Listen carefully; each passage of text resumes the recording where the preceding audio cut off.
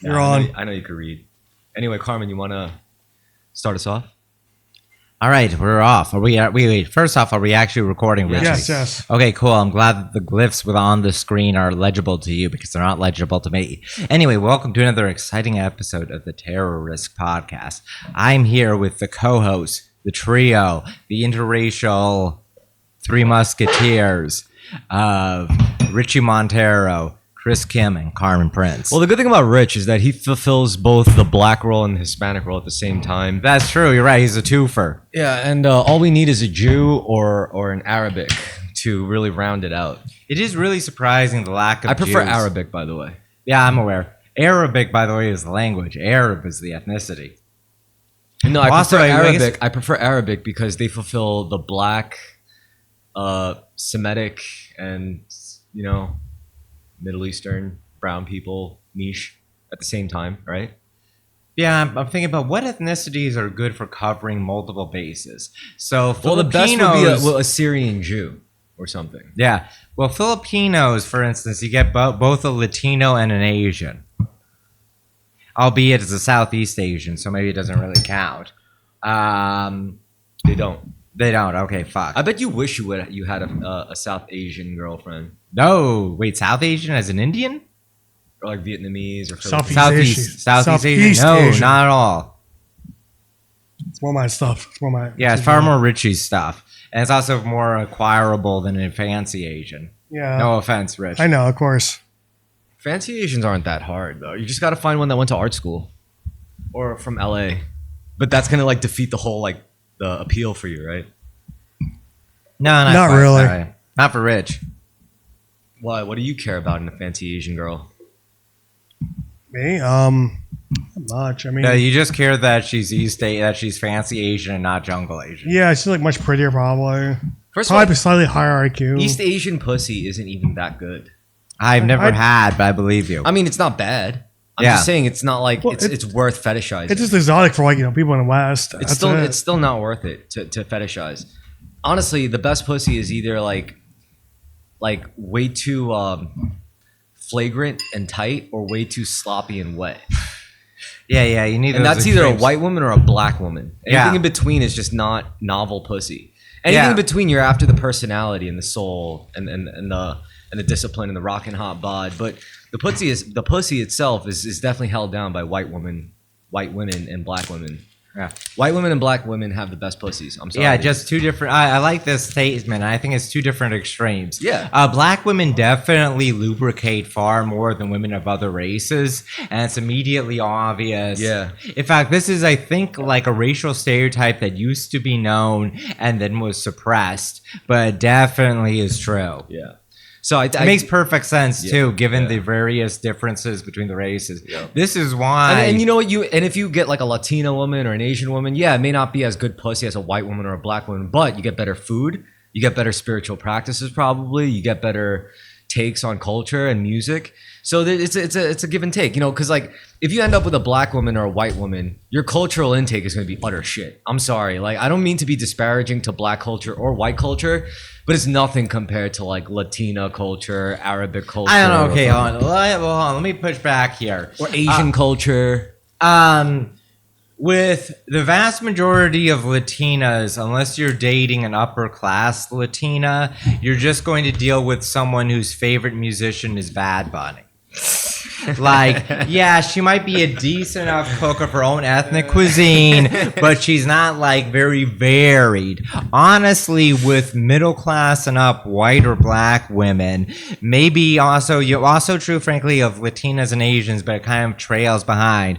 But you're going to get better, more refined tastes, more likely with an middle or upper class white or black woman. Really? Particularly, yeah, definitely. But when you say tastes, we're talking about like well, once again, by taste, I mean my opinion, my taste, which is that of someone who was raised to be a hipster by hippie parents. All right. This is going to vary. Let Put me it this way. tell me what you think, Chris. the most refined white culture is going to please you, yes?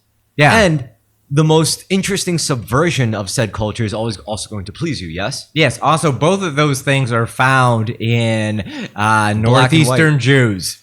That's true. I'm just saying, like black and white culture. That's what it is. Whites represent the most refined, pleasant culture, and black culture represents the like the craziest subversion of it. Awesome. It's awesome. I get it. But what I'm saying is like none of those are built to truly impress you. You know, they're built to please you. Like, you ever heard the saying like I'm easy to please but hard to impress? No, go on. All right. So how do you feel about such a statement?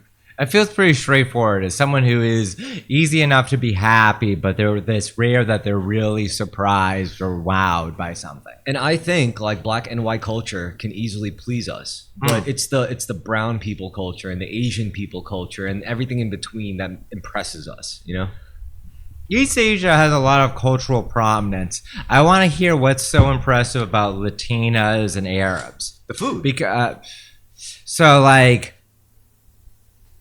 Food. Mexican food's really good. I mean, with Latinas, Brazilian it's food. I'm always gonna be like either the food or like the music / dancing. You know, Music, like you have a dozen different genres that all sound the same, but they are pleasant to listen to and they're easy enough to dance to. I think Latinas are so sensual almost to a fault. Like they'll be having a casual conversation with you with their titties out, and they'll be like, "Oh, but mija, you can't do it like that. Like you can't. You got to get along with." And they're touching your leg and shit, and you're like, You're talking to me about like my relationship with my dad while you're like rubbing up against my leg, and they're doing it so casually, so earnestly.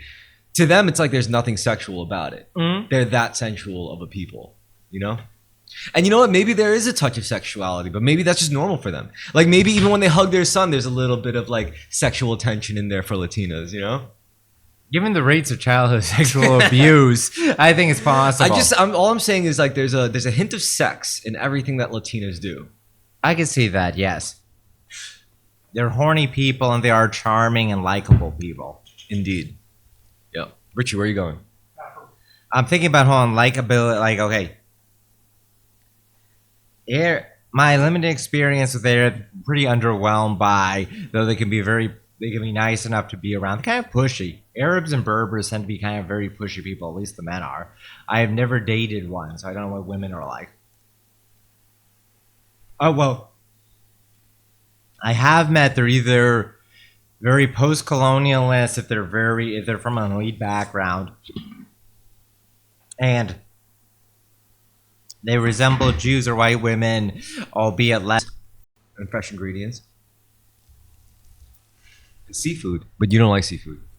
Well, you're not the biggest seafood fan. You like seafood. I like firm flesh fish. I don't like shellfish. Yeah. Which, fair enough, like that lines me up with Muslims and lines me up with Jews, frankly, because yes, it does. Of kosher, they don't eat shellfish, so any of their seafood, yeah, is fine by me. So yeah, you're not into the food, but that's what they're good for. How do you think they become tortas themselves? They're cooking delicious food for their men, and they sneak a few more bites. Seems like they're pretty good at packing on the pounds on a purely genetic level, probably to avoid starvation. And then modern diets just utterly destroy them. Also, a fast life strategy where they start clubbing at 12 or whatever. How do you explain Salma Hayek? She's half Spanish and half Lebanese. She has no indigenous ancestry. That's awesome. Yeah. That's a good mix. It is. So, Middle Eastern Catholics in Latin America are basically fulfilling a Jew role. So, a lot of the richest people in Latin America have Lebanese, Syrian, Palestinian ancestry. Right. Well, speaking of ancestry, actually, this is completely off track, but let's move on to the news, shall we? Apparently there was a shooting today in Manhattan. Yeah, Rich was keeping track of it. What details have emerged thus far? It's in Midtown. There's multiple people, I believe. It was in an office on the street. You want to pull up that footage on screen, man? It's a screenshot, yeah. Do we have shooter footage? That's a sick photo. Look at that gun, dude. That's a sick looking gun. Yeah. He's definitely ex-military. I guess his ID. Potentially his ID. Oh, he's a cop? Shane D. Tamora. What the fuck is He's a he? hopper. Is he Like Blasian? Yeah, he's Blasian, yeah. yeah. Is he fucking Blasian? He's maybe That's a Blasian. Blasian, man. A Blasian with an Asian father. Tamora. So if he's like half Japanese. Whoa. Let's not. Let's Google this. He looks Blasian.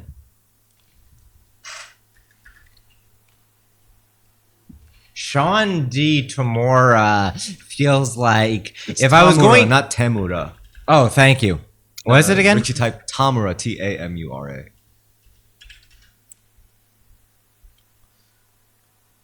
Sorry.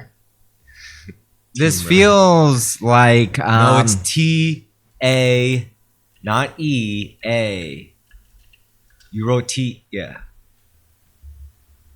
Wait, did you write Temura or Tamura? It's Tamura. Oh, okay. Yeah. God damn it. Damn it, dude. you're just looking at the name too. I was so drunk too as well. Tamura. Yeah. He doesn't have a Wikipedia page yet. Oh yeah, he 4 actually 5 Park does. Avenue shooting. Well, the shooting itself does. They call it a mass shooting. Whoa, 6 deaths. Wow. That's not a mass shooting. Yes, it is. If it's 3 or more, it's a mass shooting. Blew his brains Wait, out. six so injured. he shot 6, he killed 6, and injured 6? Yeah, he killed 5, then shot himself, killed 6, injured. Why does it say 6? Oh. Okay, he acted alone. Hmm. Wait, so he killed 5, including himself, and injured an additional 6? He killed 6, including himself. But he didn't injure, so it wasn't like 12. He injured 6 people. So additionally to the deaths. So 12 people altogether that got affected. 12 people got shot, including him. 6 are dead, and 6 are injured. Hold on, Sure, let's it's see. not just like fudge the numbers, like it's just 6. Or is What it are you 12? talking about? It says right there, deaths, 6, including the perpetrator. Injured, 6. I know, that's what I'm wondering. Like, why is it 6 and 6? Like, Even score. I'm pretty sure they count the injured amongst the dead. No, they fucking do not. They do not. Is that what it says? I'm asking. I don't know. I'm asking. Deaths they can include separately. That's just from a sidebar. I'm saying like what actually happened. Like, was it actually just like 6 He deaths? shot 12 people in total. Okay, fine. That's what I was asking. Like, is that true? Well, I don't know. Actually, it's breaking. That's so what I asked. You know, I okay, was fair. like- Breaking. So it's always hard to say. Sean Tamura. Running back, let's see, Santa Clara, had a concealed handgun license. Man, this guy's... Sounds boring, honestly. Yeah, as I said, the most interesting thing for us, well, you have to see whatever details come out. The most... That's a Blasian ass. That is motherfucker. insane. The most interesting element of this is him being Blasian, if he is. Which he probably Where is. was it again? Midtown. 230, Looks like 345. he looks like Bruno, dude. What's that? Yeah, he does look like... No, he looks like... These are friends of ours who are mulatto, but one of them looks Blasian. He looks like Hermie. What is that? Yeah, he 345 does. Park Avenue. Can you look that up? That's Midtown. I know. Look it What's up. there though? 345 Park Avenue. Yes.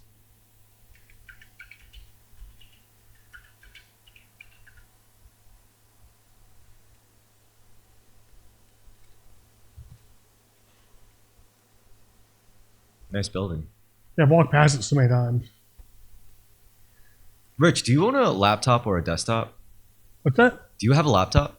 I have a laptop. I have like a computer tower, which is functional. It's a hard drive. Good. I like a tower, man, myself. I got it for free like a year ago. You see these buildings? They're just giant PCs. I guess they Yeah, are. look like towers, yeah. Well, anyway, be careful, everybody. You never know when a random Blasian with an assault rifle can just come and blow your fucking brains out in the middle of Manhattan. If that happened to me, I'll be like, well, at least he had some Asian in him, you know?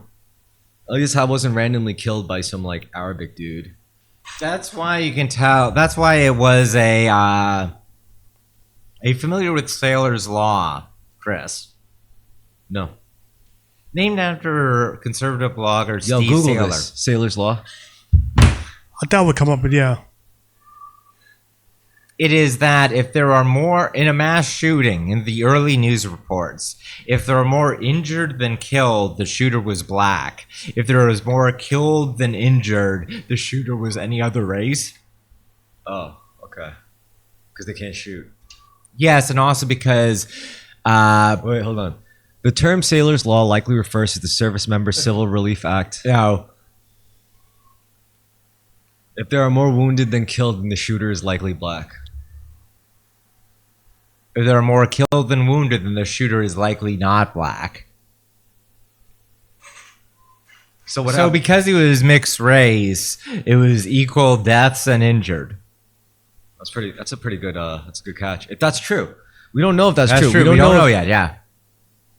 12 people is a lot more than 6, honestly. Well, you're right. More people might die from their injuries. It just happened. However, it happened in Manhattan. They're probably receiving the best care. No, it's not only that. Like, we don't know if the Wikipedia article is actually like accurate, like to what happened. Like, we don't know if Yeah, they mean, or like, any of these news reports. like 6 injured and then they promptly died, or if they mean like 6 injured additionally to the 6 that died. That they, due to their standards of writing, it definitely means 6 are confirmed dead and 6 more are Yeah, injured. they're in critical condition. Yeah. Whatever. Who does this guy have like former military experience? He might. He used to be a running back. It says in Is he a New Yorker? he's from he was like he's California. California. Interesting. He's like from what, Santa Clara? Wait, let me see what Eric Adams has to say. I know it's gonna be generic, but I want to see his. Eric Adams, and I'm here at the scene of 51st and Park Avenue. Unfortunately, we had a shooting here where, with multiple injuries, the perpetrator, the known perpetrator, Look at his hand mudra. He's neutralized doing the at right this one. time. Those who are in the building, Wait, we're tell asking them to us more in a remain second. inside as resources are doing. He's a trembling. for search. That's why he's doing the mudra to heal, to calm himself. The perpetrator is neutralized at this time. We're going over to the hospital to speak with family and loved ones involved in this incident. We did have a shooter with multiple injuries at this time, but the perpetrator is neutralized. All right, this is boring. I don't care about this shit. I Yeah. really don't care about the shooting at all, to be honest. I do not give a fuck. First. I'm sorry, like random people got shot, but it's New York fucking City. If people don't get shot every once in a while, it wouldn't be New York fucking City. Normally the shootings are blacks shooting each other at clubs. Is that what you prefer? Yes, because less people die because of Sailor's Law. Fucking I'd rather barricade, dude. no shootings wow. This is some. I wonder if he was like imagining he was in the Matrix or in Fear when the shooting was going on. Possible. So what, he barricaded himself? No. Employees did, yeah. This is so horrible, by the way, guys. I admit this is so terrible. My heart goes out to the victims. Blah, blah, blah, blah, blah, blah, blah, blah, blah. I'm sorry, dude. I'm a New Yorker. I have a right to not give a fuck about this shit, okay? I know, you find it boring. No. Do you know what New York? All right. So if I were in, like, if I was riding the train and Yeah. I heard about this shit happening, you know what I would think to myself? I'll be like, fuck. Just another day in New York I'm gonna City. be late. Yeah. I'm gonna be late to work because of this fucking shit. I'm gonna be late going home because of this shit. They're gonna fucking turn off my train line because of this shit. Call it callous, but it's just it's living in the city, dude. Yeah. In fact, I'm surprised this doesn't happen every fucking day. I mean, it varies, man. I mean, No, niggas. no, you can't say that. You guys are fucking New Jacks to this fucking city, I mean, alright? niggas Well, do well, it. fuck, man. Wisconsin, man. Look. Gangland. That- Ghetto black shootings happen almost You every were day or probably- every yeah. month. Those happen in areas away from me, and they're not as dramatic as this. They used to happen near you. Are you kidding me? Like that area. Yeah, that's true. Used to happen near an area like me. I don't even care about that. It is literally like those are dumb routine things. This is played out too. This is a homicidal mass shooting. But Dude, you know what was more interesting? Remember that one summer where the guy just plowed into just a crowd in his car? Didn't even use a gun. He was just like, yeah. I think it was during like a parade or something, and that. I mean, that was interesting to me because that was like, imagine snapping like that. Like you're just in a car, you're stuck in traffic. There's a parade. Maybe it's some ethnic parade, and you really hate the ethnicity. Wait, well, that happened at Waukesha, right? There was a schizo black guy who ran into a very white elderly neighborhood's parade. Maybe it's Near just a common Christmas. thing, vehicular slaughter. It's not that common in America because I don't think. Well, we already had an episode about mass shootings where I kind of went over this. Vehicular homicide is not that common in mass murder means in America because it hasn't really caught on compared to a mass shooting. Honestly, this is what my intuition tells By the me. way, this mass shooter used an AR-15, which is the meme gun for mass shooting. Yeah. So this is what my intuition tells me about this particular shooting. This guy maybe had some background in security, military, or something, or either way, the government knew he was into guns, right? And I think he had child porn or something, or he accidentally fucked a prostitute that turned out to be, he got honeypotted, And they're using him as an MK Ultra. yeah, they're basically telling him it's like you either do this and then kill yourself, or we're going to do something to you that's going to be worse to you than death. You're going to live the rest of your life as a fucking whatever, so you choose. So he chose to go out as a deranged shooter.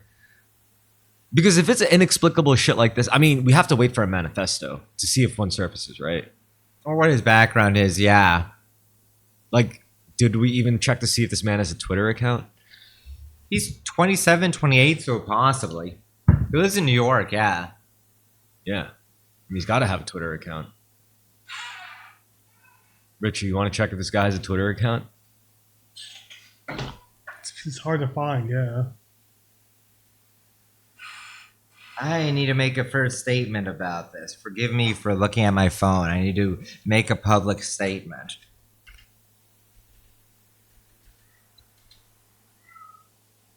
Does he have a Twitter account? Nah.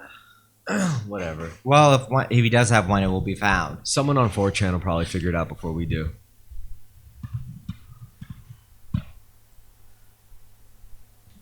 Uh-oh. We got I'm working.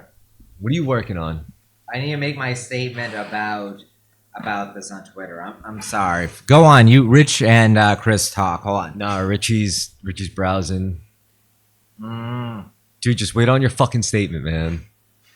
No, I don't. I need to hit. Well, I'm sorry, man. I have to hit while the iron is hot, and I don't forget. All right, just tell me what you're gonna write then. Blasian shooter having an equal death-injured ratio is, in fact, In a on a culmination of Sailor's Law. What's the word I'm looking for? a perfect manifestation. Actually, a perfect man. Yeah.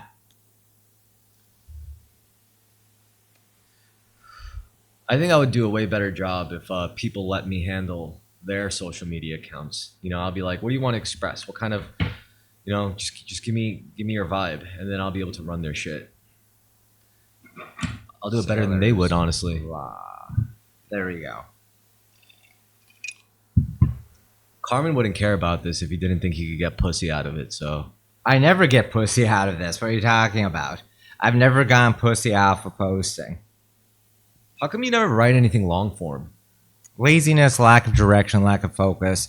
But it's a very good question despite all that. And it's something that I will do. When? Let me try tomorrow to Yeah? start. And even if I only get half a paragraph, I'll try again. What would you write about? So there was a writer I'm very fond of from the 30s called Damon Runyon. He wrote what became Guys and Dolls, the musical. Our concept of 30s gangsters is coming largely from his comedic short stories based on his real life in New York in the 20s and 30s. Uh-huh. So all the archetype of guys named Harry the Horse, the seldom seen kid, Slick Willie.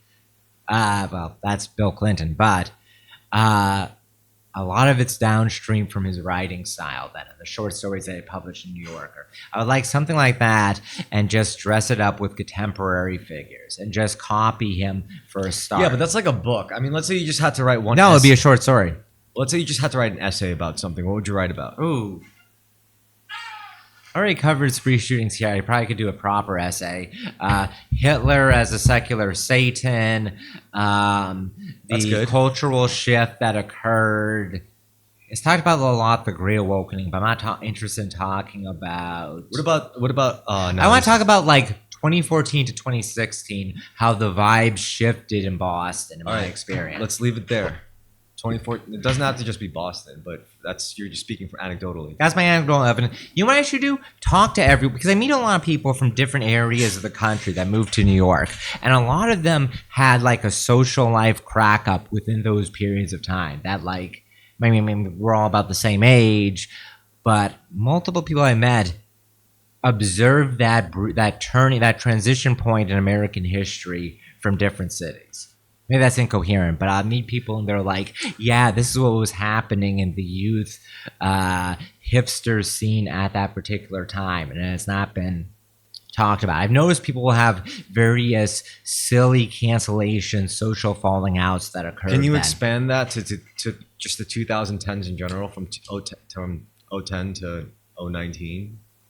I can. I feel like the distinct turning point is 2014 to 2016. But can you expand it to 10 to, yeah? Yeah. Things where it's two different eras, like comparing the aughts, the 2000s versus the latter half of the 2010s. All right, so can you do one like 2010 to 2015 and then another one 2015 to 2020?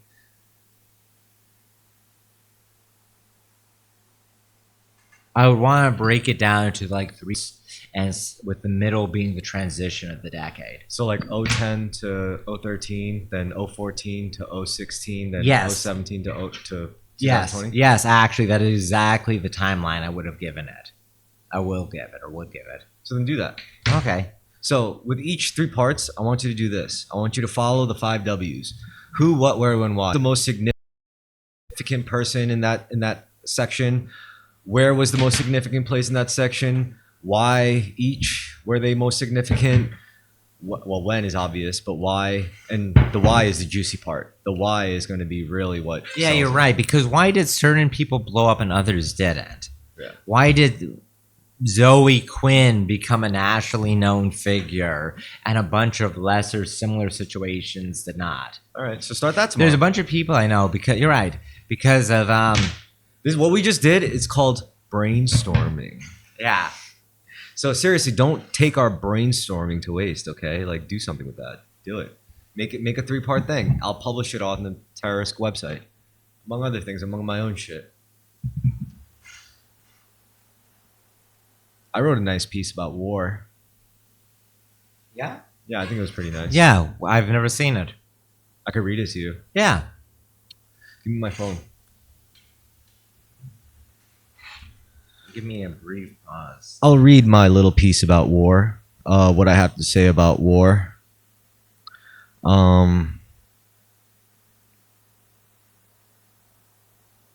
Okay, I got it. All right, here we go. Yes? This is my piece that's probably going to be turned into a blog post. It's about war. It's my take on war. Give me... Ready? No. Yes. War. Now I'm ready. Thanks. Go ahead. War is bad. Very fucking bad. But as far as our species is concerned, it is actually the highest form of art we have ever conceived. It demands skilled craftsmen from literally every field you have access to in order to be conducted. It requires strategy, planning, creativity, as well as pragmatic sensibility to be won logistically. It requires the fabrication of structures, systems, symbols, iconography, and regular physical performances from artists who are given a script. The cadence and rhythm of a firefight can be seen as a kind of orchestra or dance, expressing the ebb and flow of lethal force oscillating from side to side. On an individual level, a single soldier removes unwanted elements like an enemy combatant, just as a sculptor chisels away at a slab of stone or marble. It employs every element as a medium: paint, sound, air, land, sea, the whole earth, time, space, or even the fabric of reality itself. You have elements of chaos, irony, or paradox to add emotional gravity and suspense to every act. And as for the stakes, it's everything on the line. The term martial arts came from the art of Mars, Roman god of war. War is a lot of things, but it's really hard to argue that it can't ever be beautiful. And it stays with us. Wherever man goes, war follows, much like love. Nice. Have you read Storm of Steel? No, Do you know of it? no. I think he told me about it. Yeah, I Like, have. wasn't- It's a memoir, a World War One memoir from a German soldier. I could imagine it already. It's very much what you just described. It's very much a romanticization because he was an eager I mean, volunteer. all I'm tapping. I'm not even into- saying romanticization, wrong word. I should I say. mean, what I wrote is literally explaining why that is. It's because Yes. war is such a universal concept. It's the most universal concept as far as art forms go in terms of like human existence. You know, yeah. like war is the constant. Honestly, much like love. And war is, I believe, truly the highest form of art we have ever conceived. And it sucks that that's true because war, again, to preface it, war is bad, very fucking bad. Yeah. It's interesting how it reaches its culminations in the world wars, right? Yeah. I don't know. You had enough people. You had the right level of industrial development. You didn't have nukes yet. You had people that genuinely cared about it. World War One, also significant. World War One is far more of the poets and artistic significance of war, just because so many educated aristocrats, In my opinion, eagerly went off to it. in my opinion, what really made World Wars One and Two so special wasn't. I mean, a lot of people look at that and they look at the Industrial Revolution, which, granted, that unlocked the.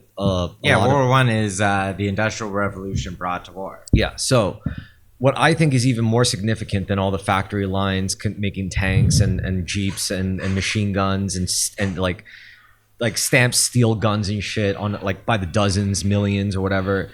I think what was even more significant was the telecommunications technology. Like, you know, like Well, look, it was able to be documented in World War One, like being able to especially send World War II. telegrams, being able to Yeah. send like, you know, wires. It allows a much higher level of organization, right? No, but that's everything. War, what we found out, is not won through necessarily bombs, men, vehicles, guns. It's won through logistics. Yeah. And logistics at the heart of it is information. So when you're able to like swap information faster than your enemy, you're going to win.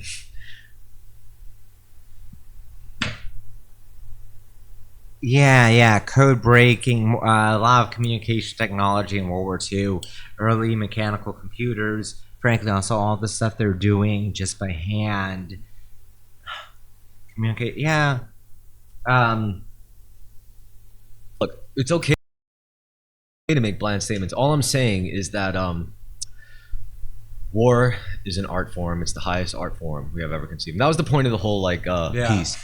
Anyway, I'll probably No, it's true, and I don't think it's really I think been this is true. subject to change. I think eventually we'll come up with a higher art form like telepathy or some shit. You know, like I don't know, how about this? Let manifestation. me ask you this: what are the We're pretty obnoxiously like aesthetic about Yeah. that shit, weren't they? Mehmed the They had Great, everything. right? They literally had everything. Like they were just also. Cannons, medieval armies. I think the Napoleonic War was also pretty aesthetic. Yeah, they have the great uniforms, all the use of artillery. Well, the uniforms France weren't against that ev- great. What, I just think what in Napoleon? I think tactically. That's Tactically, the uniforms were great. Come on, it's a great aesthetic. Napoleonic War.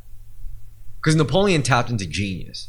I mean, I'm not saying like he was a genius. I'm saying every age there's like a few people who tap into genius, and they could do bad stuff with it, but they could do great stuff with it. And Napoleon tapped into it. He tapped in, and he just chose to wage war with it, better than anyone else at the time. But of course, you know, he met his downfall through hubris and ego, much like all gifted men. There's an argument that he could have won at Waterloo if he wasn't sick and if a few things went differently. A lot of theory. There's a bunch of military historians, maybe it's just well-wishing, give him a high likelihood of success at Waterloo. If there's one thing I would never say that was aesthetic, it's I don't like the mass samurai battles. I didn't like the warring eras of like. Whoa, you don't like the Sengoku period in No, Japan? I'm not into that. Wow, like, elaborate. Because as a swordsman, like it's a little rougher than like elegant swordsmanship. And what do I mean by that? Like in Japan, when you had your full suit of armor and you're rushing in a muddy ass field, just trying not to trip over yourself so you don't get trampled, and then making your way to the enemy front line just so you could hopefully kill something who's also like armored up and kitted out. Like it's messy and it's exhausting and it's not pleasant. It's not it's not classy. You know, you're just there. You're wrestling guys to the mud. You lost your spear. You definitely lost your bow, and you barely got your sword, and you lose that, and you take out your waki or your tanto or some shit, and then you're just like trying to slice throats through the armor plating, and it's fucked up. But what I prefer is like during peacetime in Japan, when sword fights were conducted in like, you know, more like it's You like the Tokugawa era of swordsmanship, and like it depends. Peacetime, there was the dueling, right? Which is pretty fucking cool, because that's when Japanese fencing became truly refined and truly about like chess. That's when it started looking like chess. Because if it's like one-on-one, then it's beyond more than swords clashing, and it's like purely a psychological battle of wills. But then like there's also after that, which was the peak of that shit, which is the logical conclusion, which is the Meiji era, or during that time of the Meiji Restoration, when the emperor was finally taking 1861. Yeah, when the emperor was taking his power back. Yeah. Then what that was like, it was all assassinations. It was all like busy crowds like walking past each other with swords, and then it's like you see your target, you walk, and then you draw on a way where you slice his throat, sheath, and you keep walking, and no one even knows. Yeah. And then like a step later, like the guy clutches at his neck, bleeding out, and then that's like, you know what that was? That's like the development of war between like going from the Civil War to like trench warfare to like intelligence warfare and like the Cold War shit, you know, like that. And I like the Cold War shit because it's smarter to me, because it's not about pride. It's not about the dog and pony show. It's about more just pure like logistics, and it's like efficiency. It's like, how can I fight the dirtiest so that men on the front lines don't have to risk their lives? Like, can I slit this guy's fucking throat in his sleep in a hotel in neutral territory so that the war could be over tomorrow? As opposed to like, you know, doing this whole invasion thing. Like, I agree with that. I like that doctrine of war. I prefer fighting dirty if it and spying. Wars of assassination, yeah. And that's why I like the Cold War.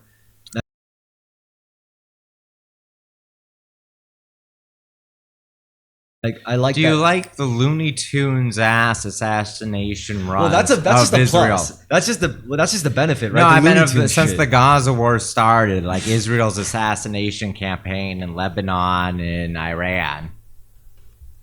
I mean, you're looking at Israel. What about Russia? What about Germany and Britain? Like they have. I feel like Israel's really impressed me lately with how silly their assassinations are. With taking the entirety of Israeli society is in favor of it, so Yeah.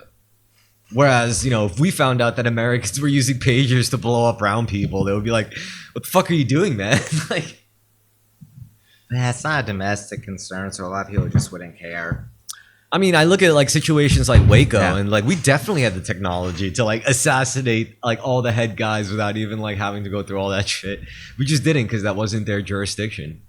Yeah, But that also means ATF wanted a big show, but Yeah. also the branch Davidians wanted to have a big doomsday finale situation. It was a win-win. Yeah, it was a win-win. Yeah. Be right back, right? Yeah. What about you, Richie? What's your most aesthetic period of war? I don't have one. War is bad. It's normal. It's natural. Human beings. It is natural for humans. It's neither good or bad. It is. Yeah. It truly, truly is. I mean, this episode of Terrorisk has been brought to you by violence. Yeah. Basic human construct. I don't know. I've been sitting there for so long. I guess it's the heat that causes it. No, it's because I dropped it, I think. Oh. It fell out of the fridge. I didn't know that was the same bottle. My bad. Everything is violent. The seltzer's violent. War is violent. This hop up, this blazing shooter spree shooter is violent. Shane D. Tamara feels like an 80s cyberpunk character. Yeah. Like a hero writer. protagonist. Yes, a writer in the 80s was like, let me come up with a cool ass Blasian protagonist. But he has a Japanese dad. You know what's His fucked Japanese up? dad was fucking his You know what black the biggest mom. loss is? This fucking idiot came in with an AR. He didn't come in with like a Glock with a switch and a katana in the other hand. He would have been like, brrr, slice, brrr. You could have killed so many more people. No, it would have killed less people, but it would have been so much cooler. Just that He photo. would have had, like- yeah. Brilliant idea. If only had. There's your official terrorist tweet. Is they should have come in with a katana and a glock with the switch. Yeah, the blicky switch. Brrr, slice, slice, slice. That's some real cyberpunk shit, you know? There's nothing more cyberpunk than a Blasian, too. That's true. Blasians, yeah.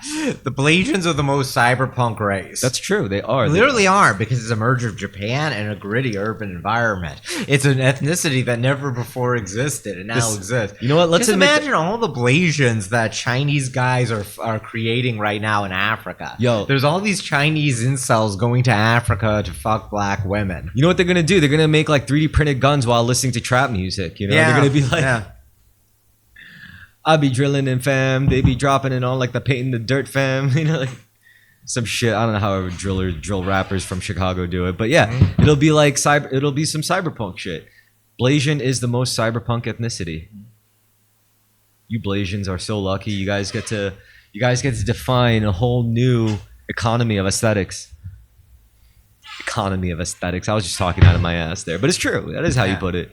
Well, it'll be interesting because Blasians barely exist, and they're overwhelmingly like 90% black dad, Asian mom. Richie, can you give me some ice? Thank you. It would be interesting if Blasians, due to China, in the popular conception, became primarily Chinese dad, African mom. Well, first of all, the Blasian slash cyberpunk thing, it's been long established before.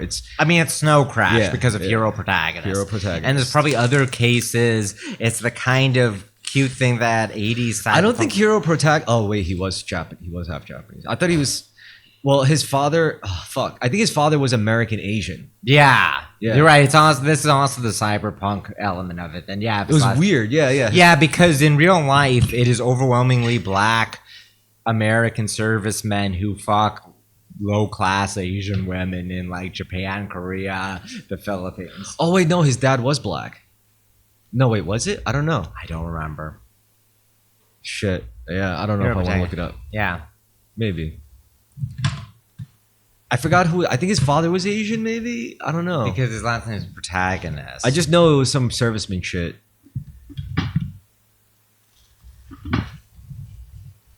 Hero, protagonist's father. I have the book, but my friend Adam borrowed it. I never give back. Well, I mean, no, wait, it's already searching. I already pressed enter. It's just taking a while. Shane Tamura is hero protagonist in real life. And he was on a mission. I mean, shooting up an office tower is cyberpunk and stush, because if he shot her wearing a suit, that's very cyberpunk. So hero protagonist's father was an American truck drummer in World War before becoming a sergeant in his career. Normal blade. Black dad, Asian mom.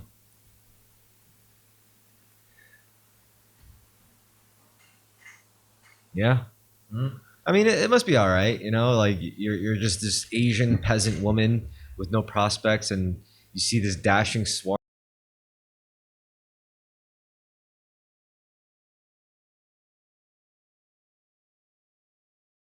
black American man.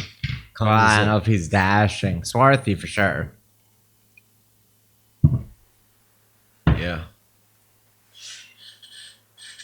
Well, there you have it, folks. Blasians in war. So, how do you feel about the news cycle lately? I'm mostly checked out from it. Yeah, because you got a girlfriend now? Yeah. That's what happens when you get a girlfriend, man. You stop giving a fuck about the world. Which is fine, you know. You good get for lost in a closed circuit with them. Yeah. Yep.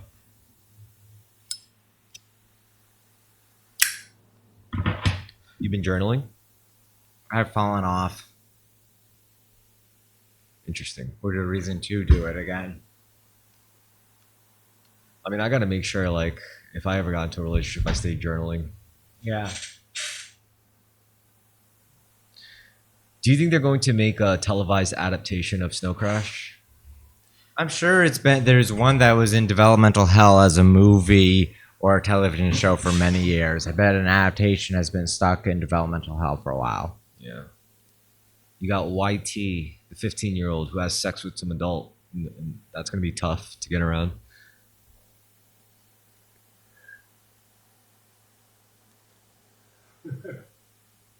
What? What's so funny? I think it's I agree.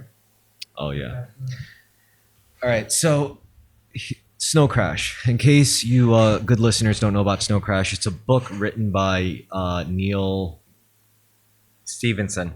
Stevenson, and it's a cyber. It's actually one of the books that defines cyberpunk as a genre. Yeah, it is. Honestly, and it's about this futuristic cyberpunk pizza delivery guy named Hero Protagonist. He had experience in working private security. This is how he got some combat training, and he really likes using katanas. And he's kind of a badass. He's a daredevil. He likes taking risks. He likes having thrills and a good time.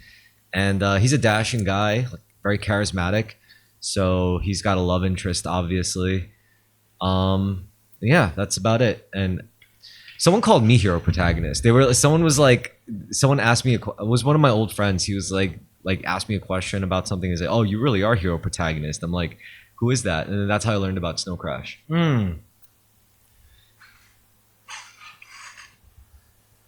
It's a good defining novel of the genre. Probably warrants revisiting. A bunch of things are very dated. Much of things are very prescient. Yeah. Like one of my favorite prescient aspects about it was how they described all the alphabet agencies kind of devolving and losing power and becoming their own like little enclaves of government influence. I like that because that's probably what I see happening. But yeah, Snow Crash. It's Already, intelligence agencies have disproportionate amounts of power. Be interesting to see them get cut down. Snow Crash is also about the spread of a PDF mimetic image that causes a human brain to short circuit and to enter a blue screen. Yep. It's basically it's like a blit image or a visual basilisk, which is coming from BLIT, a famous sci-fi short story. It's like kind of like reading a text that tells you a truth, or like looking at Cthulhu, and then your eyeballs explode and you go insane. Yeah, exactly. Rich, you want to look up BLIT short story? Bring it up on the other screen, please. Yes. Where did this come from? The Blit short story. The Snow Crash of the novel Snow Crash is basically inspired by this earlier short story. You don't have to switch. The Google search is gonna take a minute, I think, because of the fucking. Oh no. Did we short circuit OBS? I hope not. Let it sit for a second. Just skipped a bit, but yeah. All right, wait, just leave it here. Fuck it. Fuck the Blit short story. Oh, cool. Nice. We're back. The basilisk theory explains the biggest unanswered question from Black Mirror's play. All right, whatever. So basically, but we know the concept for Snow Crash. It's just a visual mind virus. Yeah, visual mind virus. And I was just referencing the short story it comes from. But People could fucking look that up themselves. yeah, exactly. Don't mean to distract from it. No, it's All right. So yeah, Snow Crash. Check out Snow Crash. Before we go on any other tangents about it, but Cyberpunk as a representation or as a consolidated in one ethnicity, the whole genre can be put into the Blasian people. A Blasian hoverboarderer who's also a graffiti artist and a DJ. Yeah, and a samurai. And a samurai, a street samurai. Or a kung fu guy. Bruno and Hermie are very cyberpunk, Richie. These are our friends. Because they're both into crypto. Or Bruno is. Cyberpunk. He's falling asleep. Never I'm not mind. falling asleep. Call myself out. About what? Why? What are you so nervous and anxious about? I think so. The opposite. Talking to the mic. Nothing. It's continue the podcast. Bruno and Hermie are like that. Yeah, they're very cyberpunk people. Wait, what? Bruno and Hermie are very like that. They're very cyberpunk people. Our friends right now. Oh, Yeah. friends. Your cyberpunk friends. They're mulatto. Yeah, they're mulatto. And they're both they dress like cyberpunk characters. One of them looks Blasian, is mistaken for it often. And they're both into crypto and have a bunch of mysterious money always circulating about. Yeah. Very into fashion too. Mm. I mean, they look darker than me. I'm only like 25% like European. That sounds cool. Cool enough, I guess. I don't know. What else has been on your mind, Chris? Me? Yeah. Well, judging from actually, I've been putting a lot of thought into my martial arts. Yeah. And like how I'm gonna handle this shit because I now have like Saturdays free. I used to have to worry about teaching on Tuesdays and Saturdays, but now like since Saturdays are up, now it's just Tuesdays for me. And then like, do I want to use those Saturdays to make music? Or do I want to use those Saturdays to train with the Brooklyn Dojo to actually become a full-fledged sensei? And then I'd have to write to start my own dojo and whatnot, and like visit the headquarters and pay my respects so they could at least, know I'm not just fucking about. And then there's also what I want to do with my job. Like, do I want to keep pushing for like little raises by, raise, or do I want to start working for commission, start helping to close deals? Maybe I could potentially make $4,000 a week, or maybe $8,000 a week. That would be a lot different than what I'm making now. And It feels like it would be very well suited for it. but then if I did make that kind of money, it's like, what the fuck would I be doing with that? I'm definitely going to put a lot of it into the podcast. I might even like invest a lot of it into a separate space. But I also know my working days are going to look a lot different because right now, doing the salary job I do, I have a lot of time to work on music while I work. If I'm like trying to close deals while I do my work day, then I'm probably not going to have as much time. Really? Wouldn't you be working from home mostly waiting for events to crop up? A lot of downtime of waiting? Yeah, but it's gonna be a different cognitive thing, like. I understand, yeah. Your something's that- regular job is less cognitively tasking. Yes, compared to like actually pursuing like clients and pursuing. There is something really to be said for having a job that, even if it's more physically exhausting or time consuming, is less cognitively taxing. Well, that's also bad too. Like if you have a job that's very cognitively taxing and you don't have like an outlet for physical energy to like, be expressed, like you come back and that's how you become a fat fucking fuck. That's how you become a gooner. That's how you become like all sorts of fucked up shit. It's because you're mentally drained, but you're not physically drained. And that causes a lot of problems. Whereas you see these construction worker guys and it's like, it's also the opposite is true. Like, if you're physically drained, but you're mentally unstimulated, that also leads to a lot of fucking problems,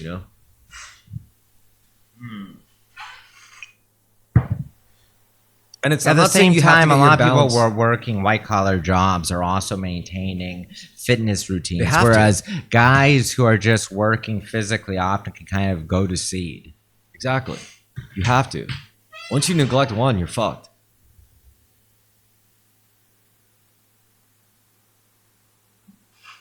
You got to make sure you're stimulating both the mind and body and expending both forms of energy, which is why sedentary jobs are cancer, honestly.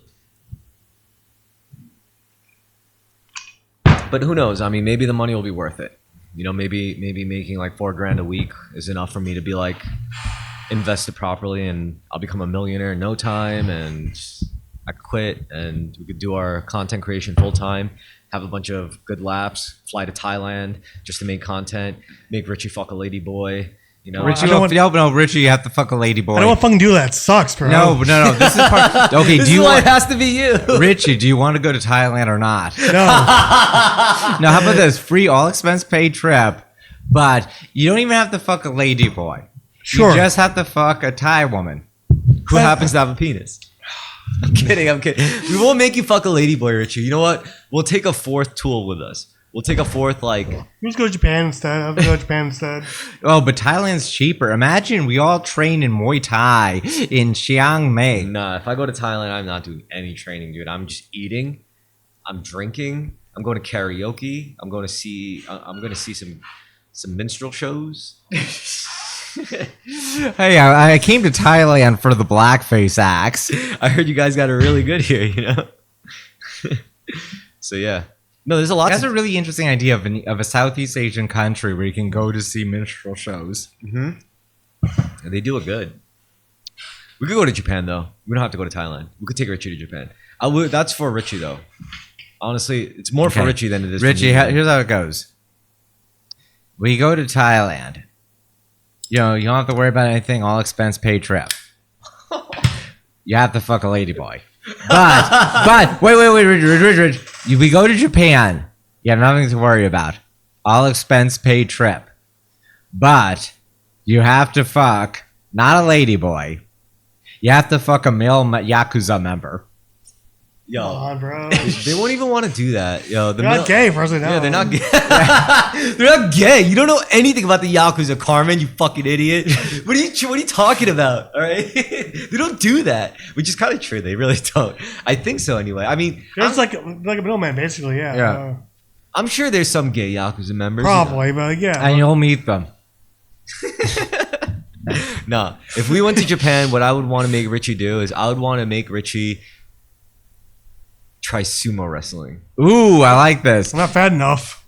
Doesn't matter. No, we'll put you on. I want to see you go up against the guy like 6 times your size in a wrestling Well, I'm sorry. match. We're just thinking about what humiliating, wacky situation. We're going to get you a Japanese girlfriend at the end, a quirky inventor who lives by the sea, taking care of her grandmother. But first, you have to go through a series of harem romance mishaps. Nah, honestly, if I went to Japan, you know what I would want to do? I'd want to do the rustic shit, the country shit. I'd Yeah. want to go to some like countryside. I'd want to have that inn experience where their food menu is literally depending on the season. Like if you go there in the winter, they'll give you like fatty duck and mushroom stew and all sorts of good shit. Whereas if you go in the summertime, they'll give you like cold. Everyone noodles. in the town has an average age of 87. Yes, and they're all spiritual as fuck, and they walk like they just live like really slowly. You know, they're just really slow people, like Florida. Yeah. Yeah, and they're okay, and they're very harmonized. Yeah. What do you say about that, Richie? Yeah, you want to go to an old Do you wanna folks go- town in Japan? Do you want to go to a hot springs town in Japan? What, Richie? You don't want to go to Japan anymore suddenly? Yeah, I want to go. So then let's fucking go. Let's go to Japan. Let's buy tickets then. Yeah, let's buy a ticket. How much for tickets for Japan? Let's go next year. Next year, I yeah. don't want to wait till like 30, man. I'm going to go now. I'm old. Well, I'm old next already. year because we need money. Yeah. Which means we got to start working on the long form content. I'm telling That's you, true. the long form content is the only way this channel is ever going to be profitable. You need to get at someone all. famous to get on your channel, man. What? You need to get someone like semi-famous to go on your channel, like Hassan or something. You should get Hassan here. I'm serious. You get someone like semi-famous to get money off it. If I could get like, I don't know. NYC to Japan flight. Google's going to take a while with certain Yeah, things. he's gonna crash the video recording it. Nah, I don't think so. I think we're fine. NYC to Japan. It's also. There's no point looking up now if it's going to be next year. We don't know what's. Well, you If can book war a year, breaks you can out- see what price is a year in advance. If war breaks out between China and Japan, China and Taiwan, you could kiss this fucking trip goodbye. You know what I mean? Well, we hopefully get a refund. If I went to Japan with you guys, I'd probably get a girlfriend there. I would. I'd show up. I'd let out my swagger a little bit, and I'd be like, "Hey, little Japanese girl, what's up? You probably Oh, you."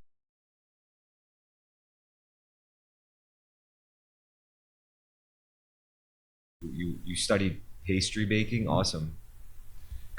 It's like, oh, what? You're having trouble finding a husband because everyone in Japan is sexless? Oh, I might be able to help It's you out. rough. what? Yeah, it's like $1,000. That's just one way, probably. But you know, if you Next year.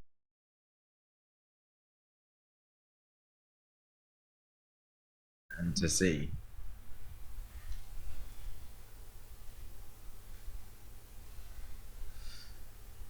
Ugh.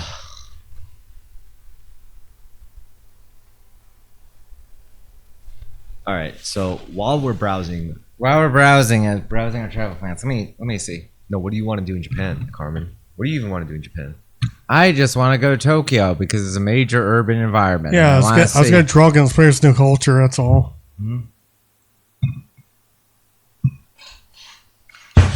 urban environments aren't the best place to experience Go to culture. Shibuya, see all the fashion. No. You should go to Kyoto instead if you want culture. If you want commercialism, then yeah, go to Tokyo. But if you want Yeah. culture, go to Kyoto. Go to Shibuya, dude. That's all hot girls are. I want to go to Tokyo because it's the big city. Yeah, but that's like saying like I want to go to the New York City of Japan. Yes, I want to go from New York to the New York City of Japan, or rather, Tokyo is the New York City is the Tokyo of America. Sure. Let's see. When is it warm? Let's see. July 2026. That just as an example. Oh, you can't book any further, so try like late June. Yeah, that's like 1,200. Still, What about March? It's only 1,000. Like if you went from all right. Either way, we know the range. Ballpark is it's going to be around $1,000. that's a round trip, $1,000. Are you sure that's a round trip? I think so. Yeah. Okay. Yeah, you're right. That is about a round trip. So that's fine. $1,000 is not that bad. 500 each way. I'm used to paying like 600 round trips for Canada. Like honestly, so. All right. Whatever. Fine. Or 1,000 and change for round trip. All right. Fine. We'll go to Japan. We'll find a lady. We'll find culture and consumerism. I mean, I have friends out there, so that'll be fun. Yeah. Same as well.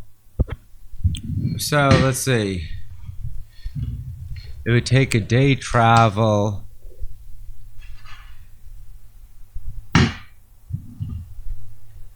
Yeah, we could do it for like 1,000 round trip. Yep. That's each. It's pretty hefty. It's gonna take like a year. Yes. You want to go to Japan, Rich? Very badly. I would love to go to Japan. It's a nice place. I just want to skip America. That's all. At least for a bit. I don't know. I've traveled all over East Asia, and I still love America. Where have you gone? I've been to Thailand, been to Hong Kong, South Korea, been to Japan. I think I stopped at mainland China, but just briefly. How's Hong Kong? I mean, it's exactly what you'd expect. It's pretty Wow, cool. that sounds beautiful. Thailand was the most memorable. What did you do in Thailand? Where were you? I was on a church missionary trip with my grandmother's church, trying to spread the word of Christ in Thailand. I didn't give a fuck about Christ, but How old were you? like 11.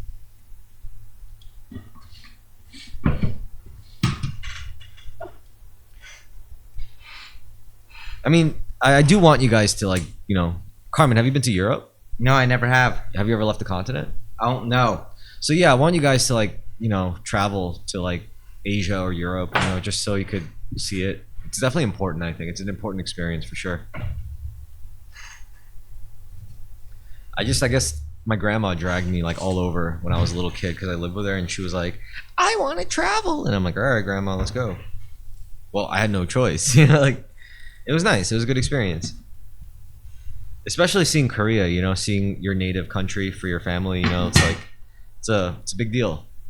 Puts a lot of things into perspective, honestly. At least for me. How old were you in South Korea? 11 still? I went to South Korea 3 different times. I went as a little kid, a little older kid, and a little bit of an older kid. What was the most striking things about South Korea? How much like America it was. It was almost like super America when I went. Because they had like all the things that America had, just more advanced. Because everyone was, I didn't realize back then, because everyone was like ethnically homogenized. But looking back, like that's why back in like 2004 they were able to pull off like, or I'm sorry, 2012 or 2002 or even 99, they were able to pull off like fucking having like a indoor pool in every apartment complex, or having like, you know, like whole plazas and entire cities underground connecting subway stations, you know. So instead of taking the train, you could literally walk from station to station completely underground, passing by like shopping plazas and networks, you know.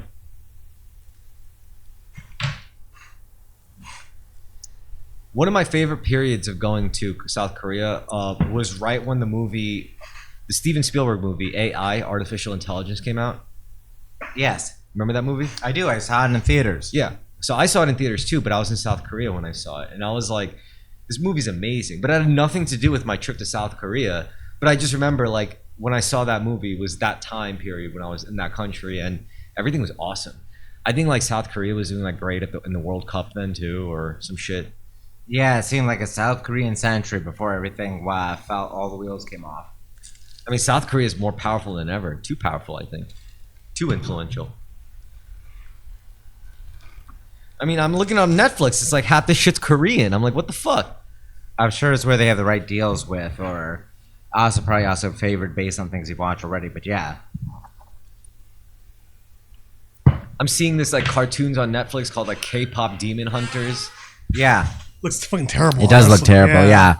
It looks like a diet anime for American Looks like K-pop fucking fans. Beast Wars. Looks like Beast Wars. Yeah, And I'm just like, damn, dude, Korea definitely, they raped their way into the culture for sure. But you know, to be fair, America rapes Korea too.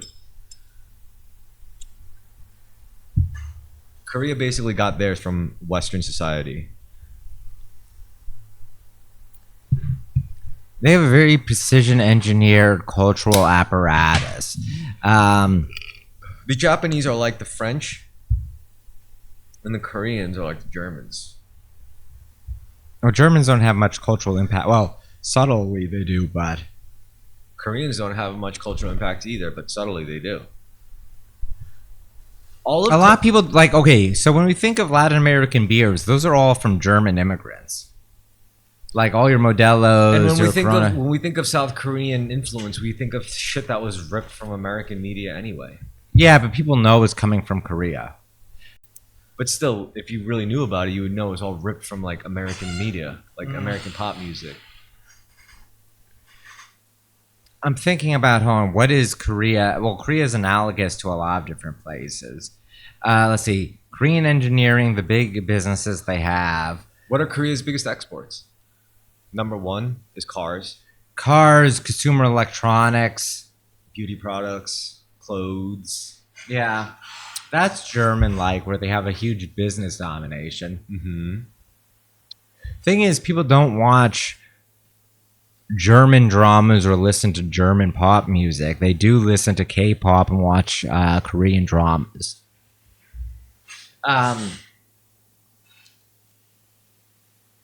I think every Jewish director pretty much can count as German. Whoa. This is a real cultural reach to suddenly say that Ashkenazi Jews should count as culturally German. Fine, you want to throw that in the you want to throw the gauntlet down? Yeah, let's do it. I Okay, say okay. so. I say yeah. Why? Because how much are they speaking to a German experience versus a Jewish experience? The Or German experience is the Ashkenazi Jewish experience. Why, there's a reason why all the Ashkenazi Jews still drive the fucking Nazi cars like Volkswagen, Mercedes-Benz, BMW. They still venerate the shit out of it. How often do you meet American Jews who identify as German or mention their German ancestry besides my family fled Germany or my family came over from Germany before, the Holocaust? Very little, because Germany was the first to wipe out their Jews at one point. Yeah. A lot of American Jews, Ashkenazi Jews, are also Russian, not German. I mean, I'm just saying, let's say you try to wipe out all the Jews in Germany. Yeah. You know what's going to happen? All the poor, stupid Jews are going to die out first, and the Jews that survive from Germany are going to be like cream of the crop, top tier, high IQ. That's very most true. As many influential, most events have rich. happened within Jewish history like that. Yeah, and guess who did survive German Jewish fucking genocide? It was A lot of them left. Yeah, a lot of German Jews left Germany. A lot of the Jews that died in the Holocaust were from Poland or Russia. Yeah, we all saw Oppenheimer. We all saw Schindler's List. Sorry, kid. You didn't make it on Schindler's List.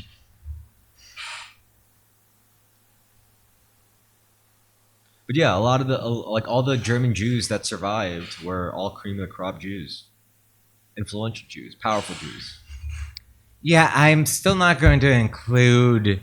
See, the thing is that so many American, like Ashkenazi, like so many American Ashkenazi Jews before the Holocaust were already in Hollywood and music. A bunch of them were coming from Eastern Europe, not Germany, even though they're also Ashkenazi. I wouldn't call them culturally German. I would call them distinctly culturally Ashkenazi. I do think there were some occult / esoteric societies adjacent to the Nazis, but that didn't necessarily identify with the Nazis, meaning they were working with the Nazis, but they also secretly had their own Jewish members in it too. Such as? Like the Brill Society. Brill Society is like late 19th century stuff. I'm skeptical of continuing influence on Nazi Germany besides them taking influence from it. I also think the physicists were still like in contact with each other, like the ones who worked for the Allies and the ones who worked for the Axis. Like maybe they didn't divulge every single fucking secret thing, but I'm pretty sure they still had Certainly they did after World War II because of all the German physicists. Project. I think that's how. Project Paperclip. I think that's what opened. And then after also there was a Russian version of Paperclip, but I forget its name. Yeah, you had to. What are you going to wipe out every Nazi genius after the Nazis are defeated? No, you can't. That's a waste. And if there's one thing nature abhors, it's a vacuum. Might as well control the vacuum before it even forms.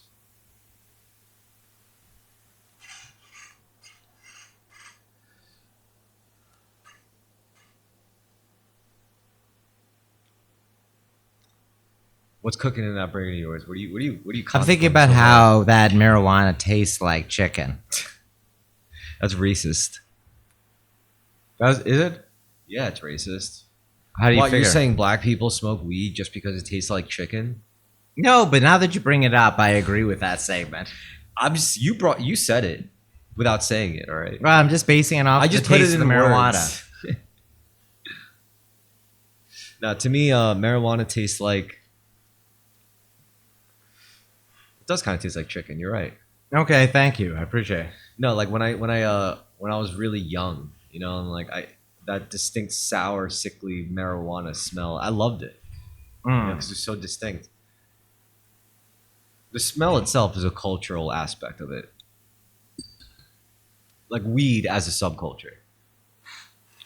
Yeah, it is. The lifestyle, the hanging out, everything around it. Yeah, It's about as significant as the smell of McDonald's. Like if you open a bag of freshly opened McDonald's, it's scientifically engineered to make you want to get more McDonald's.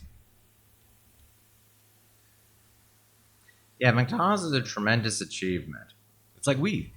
Yeah, tremendous achievement of addictive substance, of food, of having high calories delivered, of the fact that for a lot of countries, McDonald's is like a fine dining kind of experience. Is a fascinating element. A lot of places in Eastern Europe, for instance. Can I ask you something? Please. What's your take on the way like modern, like 2025 Asian Americans dress? Like for like on the stereotypical sense. I like the way male Asian Americans dress now. I like the Muji, Uniqlo kind of like baggy clothing. I like the earth tones, the like green kind of billowy like linen shirt, a Haori or kind of Haori like jacket. Okay, no. See, that's more me. I'm not just saying you got to take me out of the equation. No, not just you. Like hipster Asian American men dress like a twink version of you, but also you're a little bit more. You're more urban or more hypebeast. I'm gonna say like yo, you cannot give anyone else the Howery shit, all right? That's my shit. I did that when nobody else is fucking doing it. Okay, not the Howery then. But a you know, signature Chris Komodo- that's a Muji terrorist blazer thing. All right. that looks Howery-esque. If you look right. at Uniqlo or Muji, their blazers, their jackets are Right. 'Cause Howery-esque. They got that fold over design. Yes. Yeah. Damn, I'm you're right. yeah, and like you're a hype beast or you're more urban style. Like more like black. Yeah, you Yeah, aren't yeah, blacker than like the tote bag Asian American guys. All right. But the Howery shit, that's my shit, okay? Yeah, it is I because did you're also that shit. overtly wearing and not just the Muji jacket. Because I did that shit because I don't know why. I don't know what maybe I think that was just coming from a I like the past way you life. dress. I like the way those guys dress. Asian American women, it doesn't stand out to me. Really? So how do the Asian American women dress? You think? I don't notice them, so I can't give a good description. Richie, how do Asian American women dress? Like Latinas. They don't dress like Latinas. Richie, you spend a lot of time looking at Asian women. Wear So the what do? Calvin Klein sweatpant underwear thing, you know what I'm talking Formal but stylish. Okay. That's probably best description. about. Oh, those are conservative Asian Americans though. Those are the really business bitches, you That's know? most Asians are going to encounter in New York City. Hold on, Rich. What do Bushwick Asian women wear? Particularly ones that are born in America.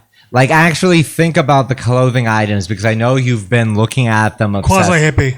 Quasi hippie. Quasi hippie? Yeah, like smart nerd. Smart nerd, Yeah. Yeah. Or what about their stupid nerds, but they try to look like smart nerds? Very dopey outfits probably then, like sweaters. Like V-neck sweater. Like what's it called? The Yo, you want to white T-shirt. Oh, how about when they have little charms on their bags? Like they have their phones. Phones. Yeah, They like much like Asian women with brightly colored hair to try to look distinctive. Where do you think Labubu came from? You know? Yeah, I know. It seems very much like an Asian American woman, like Hell a yeah. bangle or charm they put on their phone or on their bag. Yeah. Asian American woman style, bro. Quasi adolescent. Like 30, but they try to dress like teenagers.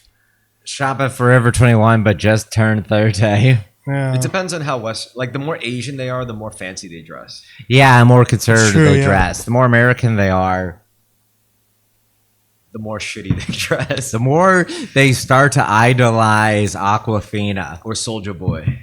Or Little Bass God. I feel, yeah.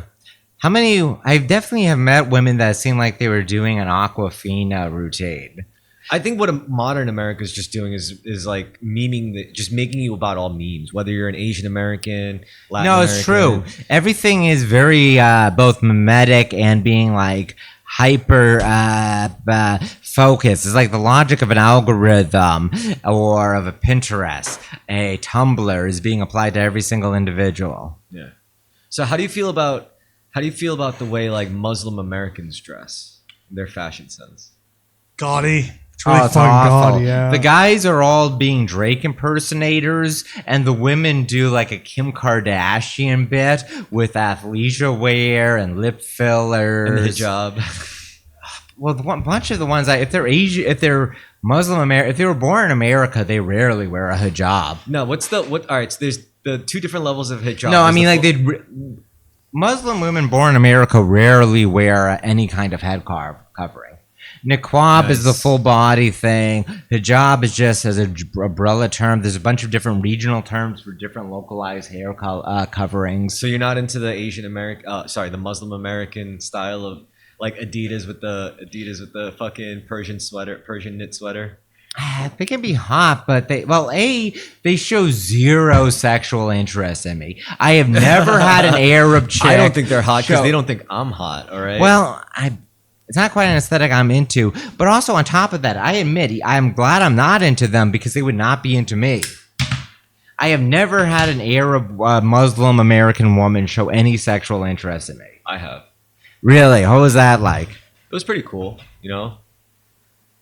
I fucked around a lot with a half. She was some Middle Eastern, but the other half was white. Her name was Sylvia, and she was like, I was like, what's your problem? Like, what are you doing? And she's like, Like, why did you? I was like, why did you do that in the first place? And she was like, because I was fucking in love with you, you psycho. And I was like, oh shit. That was really. I wasn't ready to hear that at 16 years old. I didn't understand. She was admittedly way more emotionally mature than I deserved back then. And she, she was a cool chick. Like, she did blowjobs really good. She did all of it really good. She ended up dating like one of my friends seriously, and I was like, whatever about it. And then he was like, she's got cone titties. I was like, so? Who cares? They could still be nice. I was like, maybe when you're younger, you just have so many petty little things. You're thinking about it too much, or you're ignoring what would actually. Or you take things for granted. You also take things for granted because everyone is young and attractive, and you have a lot more options often when you're younger. I think she was half like Turkish or something. Half Turkish, half something else. I don't know. Iranian? It's possible. Sounds like any of those options is just a white woman. Pretty much. I don't know. She was cool. But yeah, Middle Eastern, yeah. And also I've had like other but they didn't know me. They were just like asking me about K-pop and shit, and I was like, yeah. Oh, no, K-pop and Korean culture is huge in the Muslim world. Yeah. A lot of immigrant Muslim women fetishize Asian men because Korean culture is very pop and very like highly sheened, but it's also conservative. So a lot of Muslim women who are marginally religious are into it. Yeah. It's like it's a mass media product that is more socially conservative. I'm actually surprised that there isn't more Korean fandom in like the American South. But the thing is, K-pop culture is literally just ultra distilled Western culture. Yeah, but it's probably fits their standards better. It's probably like K-pop more makeup and fashion standards are all ripped from like European or fucking like all the Is fancy. it? But it's more modest than American stuff. No, it's just more developed because Koreans are Asian, like any other Asian. They obsess over the fine details. Yeah. Or you look at like, say, fucking, I don't know, the Korean cafes, the chic, hip cafes. They're all ripped from like French bakeries and shit and like Italian baking. I don't know. Asians love copying what works. Yes. And trying to improve upon it. Look at the Chinese. Their whole shtick is what? Communism, The fact that Asians lost their chi essence, but it never went away. If anything, the white people are the ones who also stole like Asian, like, New Age Buddhism type shit. In California in the 60s onward, yes. But you can't minimize that because where did all of our like craziest technological innovations come from?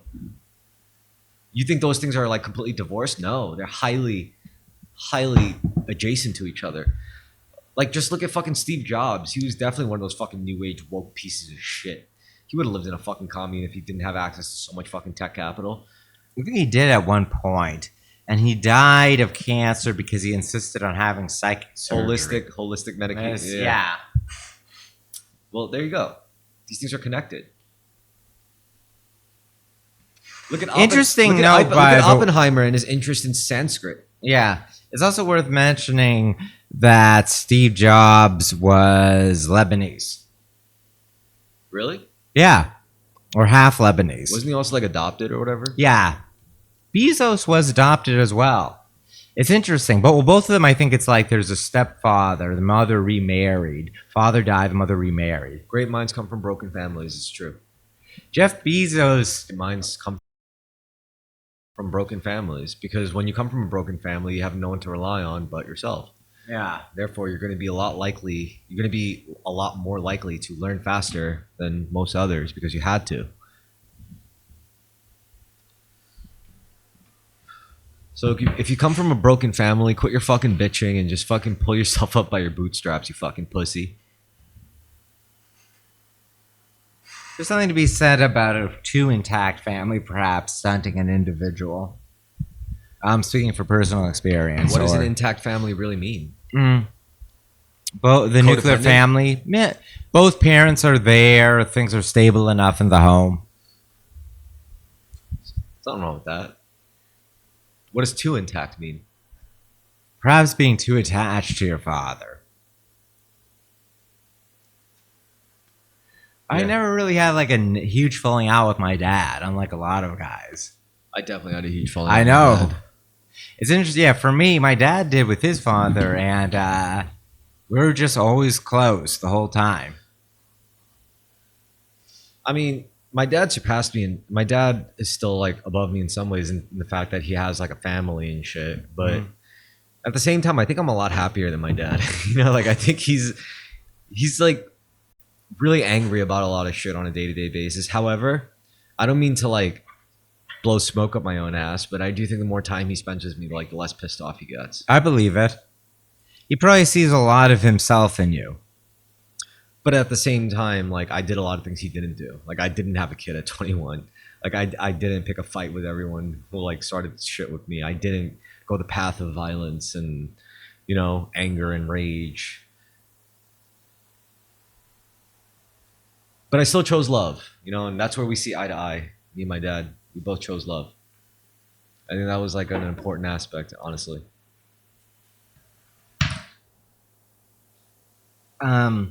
In your own ways, you both chose love and the different directions it took you.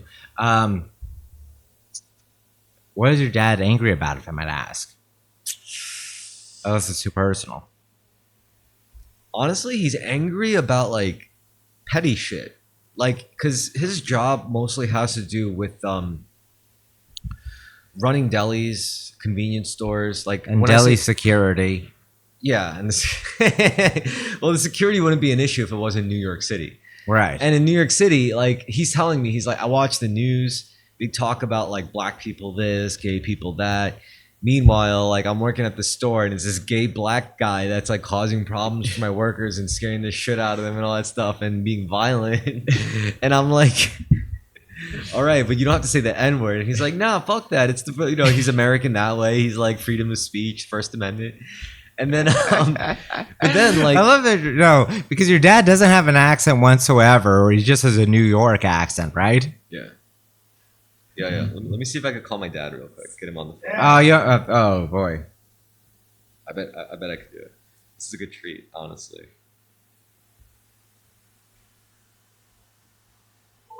Just don't talk. I'm getting noise.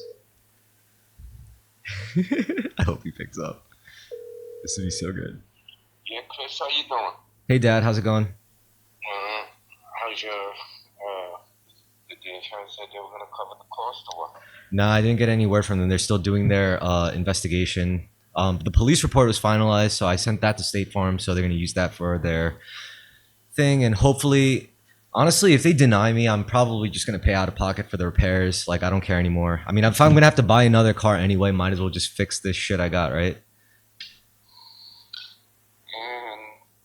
And if you fix it, then you're probably going to be able to recoup the money you initially put in, but you still have the repair money and the tires. Yes, sir. Well, the tires are fine. No, I mean, you bought new tires, didn't you? Yeah, I did. That's what I mean. Oh, okay. I see. All right. Well, but enough about that. How about you? Like, how you been? You been good? You been less angry lately? Yeah.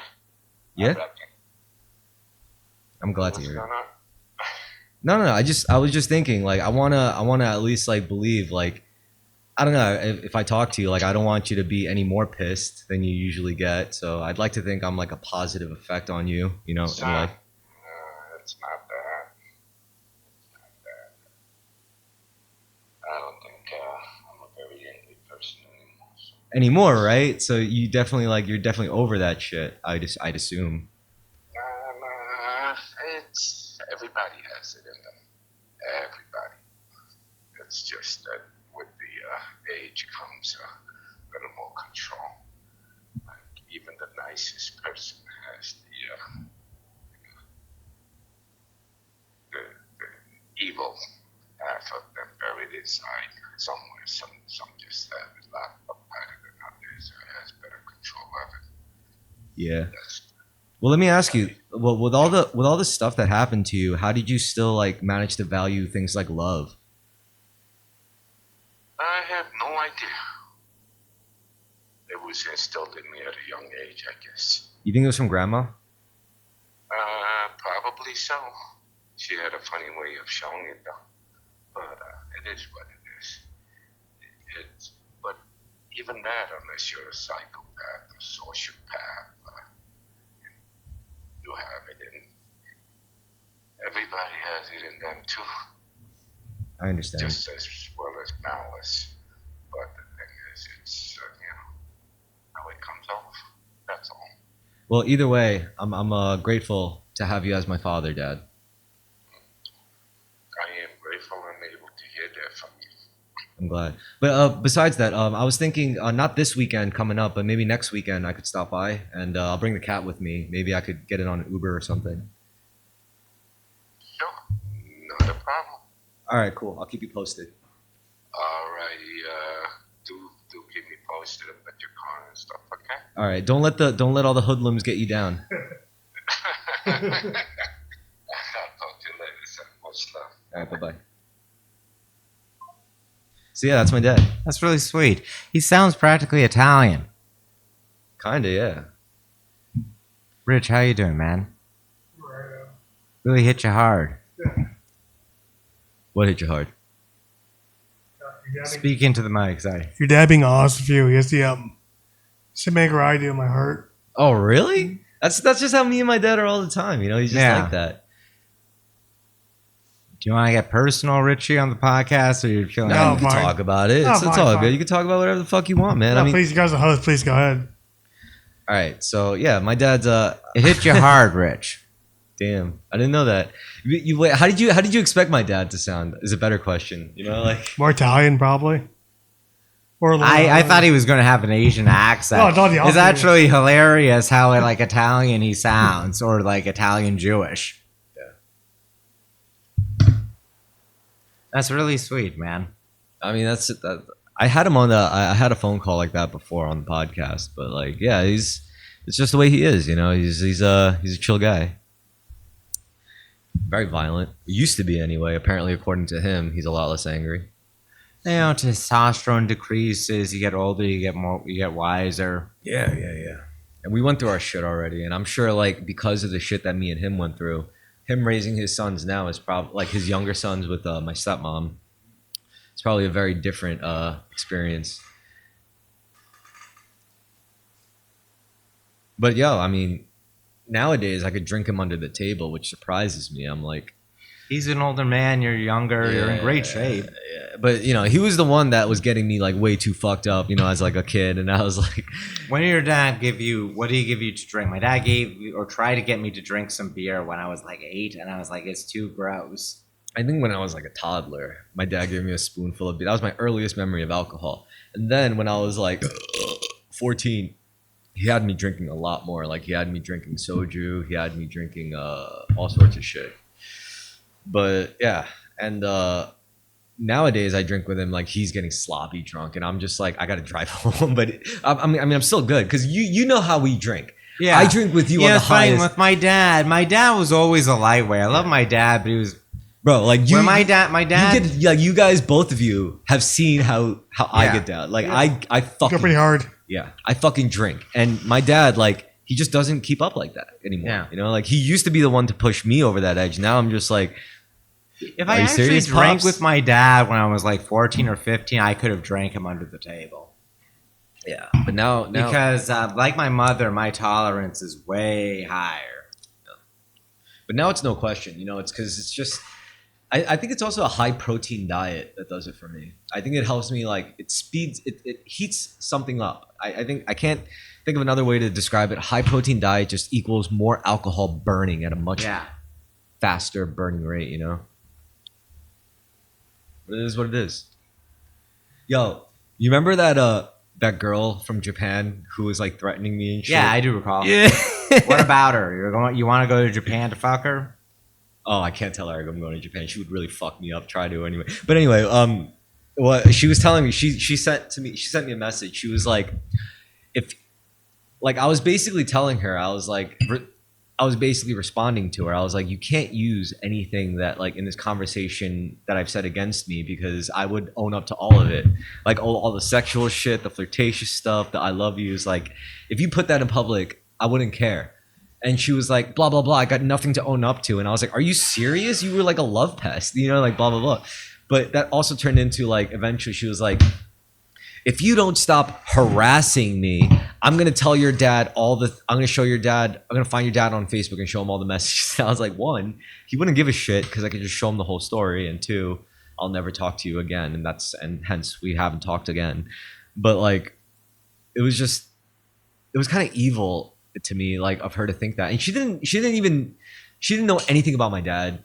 But it's just like the fact that like that was what she defaulted to. I was like, that's interesting, because like basically it's like everyone's either got daddy issues or mommy issues or both issues, and it's just interesting how like our own issues interact with each other. For me, it's clearly mother issues because it was just me and my dad growing up. My mom wasn't around, so when I interact with someone else who has mommy issues but who's a woman, it's like a whole different. It's its own dimension. Like yeah. Yeah, I'm like you in the same way. I don't really have daddy issues. I definitely have mommy issues. Yeah.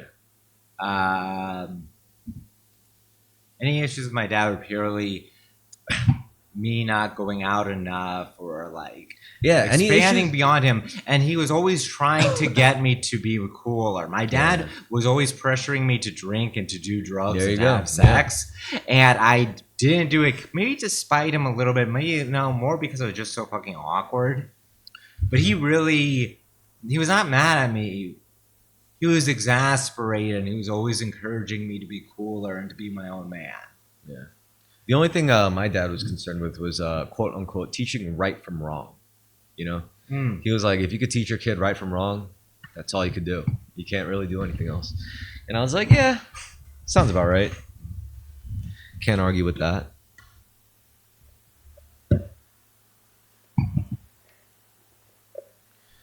I mean, maybe that's also another thing. Like, relationships with the father determines a lot when it comes to like the future of collective manhood, I guess. Yeah. I mean, when my dad dies, which I don't think is, I mean, I love my dad, and God forbid he dies. It's just, like life happens, right? Yeah. Like, it's going to happen sooner than later. He talks to me about it sometimes because he's like, my siblings are significantly younger than me, and he's worried about that. But then like he that's why he tries to lean on me, but then he's also guilty about that. He's like, I don't know if this is okay. I don't know if this is like, I should even ask this of you. Which, I wouldn't even know either. I'm like, who knows? Maybe I'll hate it. Maybe I'll be like, what the fuck? Like, yeah. But family is family. Like, blood runs thicker than water. And at the end of the day, if I was in some deep shit, like 30 years, 50 years into the future, I probably only have my little half siblings to worry about, Yeah. I think about that because my younger brother is 6 years younger than me.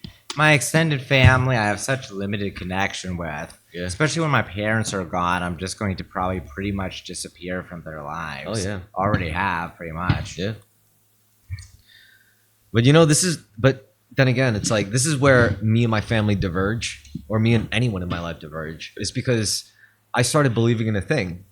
And this is what made my relationship with my father very interesting. This is what forced him to see me in a different light. I didn't mean it to. I didn't mean anything for my father and me. It's just once I came upon this belief, it changed our whole dynamic when I was like, I believe everyone is the same soul living out different lifetimes in different bodies. And that I came upon this type of shit completely divorced from my relationship with my father. This is all me. This has nothing to do with my family. This has nothing to do with my schools, my influences, what institutions that try to hold, whatever. It was just all me. And once I came to that conclusion and brought it to my father, he was like, at first he didn't know how to take it. He accepted it, he was like, okay, but hesitantly accepted it that, I thought that way, but then he considered it himself. And he was like, maybe I can't exactly accept that. However, I'm glad you think like that, which to me, that's like it's not a loss, a victory. It's just, it is what it is. It's kind of like fulfilling something that's not Chris' destiny. It's collective humanity kind of thing. I feel like that's just good for humanity. Like, if more people thought like this, I think the world would be better off regardless of what your family ties look like, that everyone, regardless of whether it's your dad, your son, your cousin, your sister, your brother, mother, whatever, everyone is the same soul living out different lifetimes in different bodies. And, again, like my dad talks, and when he hears that, he's like, I don't know if I agree with it, but he can't fight that. He can't argue. There's nothing he could say that would there's nothing in him that makes me want to change, that makes him want to change my mind, like, why would he? Why would anyone? I'm not any worse of a person for thinking this way. If anything, I'm better off this way. This is why I think this way. Because even before a guy that I respect like my dad, if I could even like put him in that like backstep, then I'm like, this is the way. I'm on the right track. Which is gratitude is the most important thing. Like I go to my dad's place. He's like, "How you been?" And I'm like, "I'm just great. I'm just thankful for every day." And then that makes him pause, and he's like, "I don't know if like you grew up too fast or maybe you're delusional." And I'm like, "Maybe I just know something you don't." Like. So, it's not my father-son kind of thing. It's just a me thing. It's a human thing. This is why I talk about this shit so much, because it means that much to me, where if it could subvert my relationship between me and my father, it's that powerful. It's universal. It's a human thing. Like it's not a me thing anymore. So yeah, I do believe everyone's the same soul living out different lifetimes with different bodies. We got to live accordingly. Otherwise, we're going to fuck ourselves up. Yeah, because hurting someone else is hurting you. Yes. And them hurting you is hurting themselves. Yeah. Richie, where are we at time? Not that long. Not that long. I've been keeping up. An hour, 41 minutes. The last episode was like almost 3 hours, and people like I got a comment on it that said, "You deserve more views," and I was like, "Oh, that's very kind." Yeah. I wasn't expecting Richie to be brought to tears in this episode, though. Damn. But no, I'm glad. I'm not gonna shit on you for it. I think You're big on father-son stuff, Rich. Because it's your dad being honest, that's all about his own anger in his life. Still as an old man. You Yeah. can bet that he's still angry. I'll tell you one thing though. My dad doesn't talk to his my younger siblings the way he talks to me. Probably, I mean, you're older. You're a child with a different mother. And I'm a whole ass man. Yeah. Like I'm a fucking adult. Like. So he could probably, and he's told me. I'm assuming because he's Asian, your dad looks exactly like you. He looks a lot. We could pass for brothers still, Yeah. Nice. Like he's a much older brother or something. Like, yeah, it could happen. It's kind of like that. It's cool. You'd like him, I bet I would. Yeah, you'd like him. You would like talking to him. He knows a lot about New York, and since you like New York, he could tell you a lot about. He's been living in this city a lot longer than I have. Yeah. I bet him and my dad were very similar characters that would have gotten along. Damn. I didn't know my dad likes demeanor would be so surprising to you guys. I feel like you met him already, What, through you? No. I mean, because I talk about him like so often. I see. Yeah. Yeah. I feel like you guys would have like just met him by now, but I guess not. It's all good. Not though. quite, but yeah. Is he all gray hair, Chris? No. He's still Wow, damn. He's still got quite a bit of black hair, honestly. Yeah. He's Well, great. he's also young. He had you young. He's in his 50s. Yeah. He's really young. He's like 60 or something. Yeah, He's like he's my dad was in his early 70s. So. My dad's 21 years older than me, so he's like 50, 54. Yeah. Young ass dads. What can I say?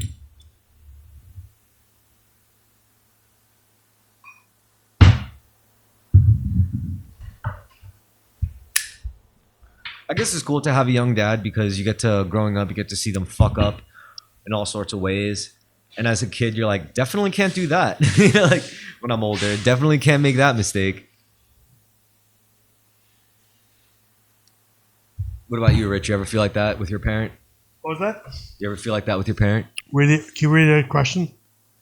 You ever feel like you witness your parents make a mistake so bad, you're like, I'm definitely not going to do that? Not really, honestly. I mean, kind of when I got older, but not like when I was younger. I mean, I have. I mean, man, my parents just suck, honestly. Let me get a nice cube of that. Yeah, just one. You can have the rest. Cube. I mean, my parents fucking suck. More. Go ahead. My parents fucking suck, bro. Yeah. They're basically non-existent. What? What's not Never, existent? your parents were never existent in your life, Yeah. even when you were living with your mom. It's like the Welbeck line, my parents got bored with me very early in my life. Mm. That's what he says in an interview. Well, you got to understand, me and my dad didn't really grow up together. Like, I was mostly raised by his mother, my grandmother. The only thing was my grandmother didn't speak really English at all. So basically, your grandmother was a mother to both you and to your dad. Pretty much, except Because your dad had you too young. But my dad could communicate with her a lot better than I could because I didn't have a good grasp on Korean back then. Yeah. So, you know, it was like me and my grandmother had a language barrier. Meanwhile, me and my dad had a presence barrier. You That know, makes like- sense. Yeah. You But- mentioned before your dad speaks English, Korean, Spanish. Yeah. He's definitely a fluent Espanol speaker Hmm. Wow. because of his job. He with all works the in illegal immigrants. bodegas. Yeah. He works with all the illegal immigrants. Who do you think all the Korean business owners hire? Mexicans. Your dad's basically Dominican. So your dad's nickname is El Chino? No, my dad's called Teddy. Teddy, interesting. His Korean name is Tae-hoon Kim Tae-hoon. But his American name is Ted. Teddy Kim, Ted.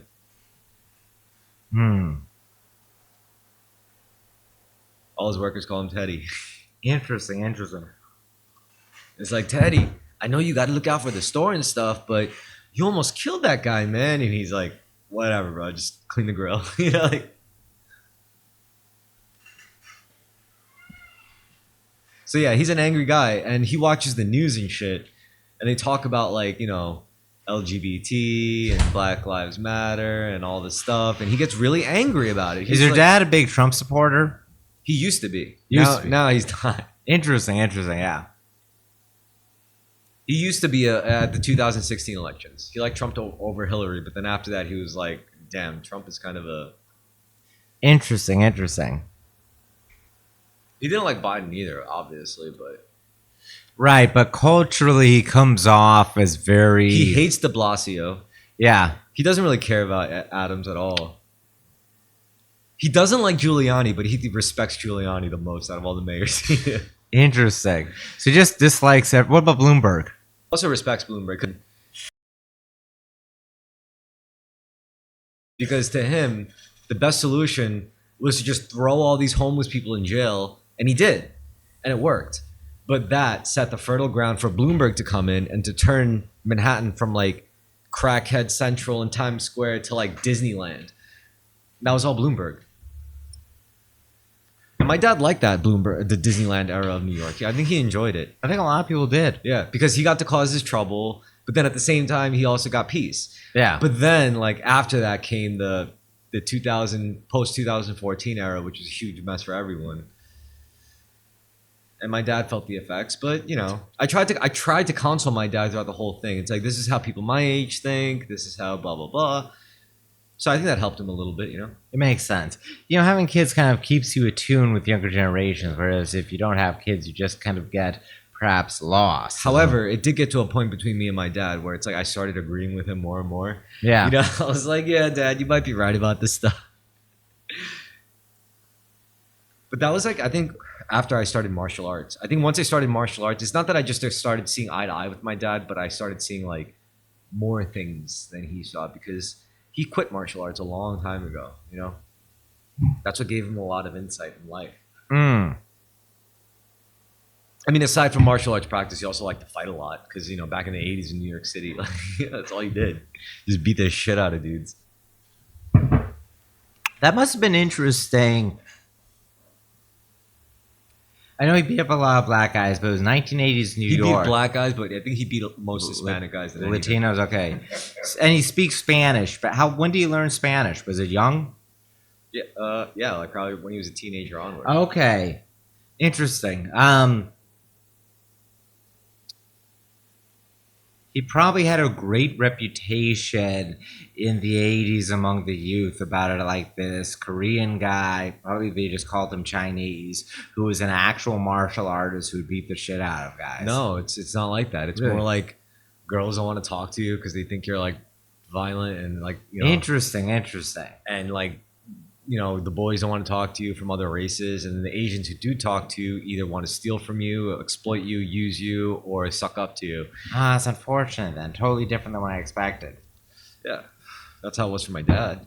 And then any of the hot girls that were interested in my dad were like nasty pieces of work, hence my biological mother. Right. Yeah. Was he only interested in Asian women, or was it women of all races? Or you He was don't know? interested in women of all races, but of course he would be able to communicate the best with Korean immigrants like himself. That makes sense, yeah. There were a lot of those, you know. In those days. Yeah. So yeah, my mother was my biological mom apparently was a piece of work. I'm sure. I figured based on how early Like she left he her uses life. all sorts of colorful words to describe her. Like, when she was 18 and he was 21. I look at it and I just have 3 syllables. BPD. Bad person disorder. You know what bad person disorder is to me? What?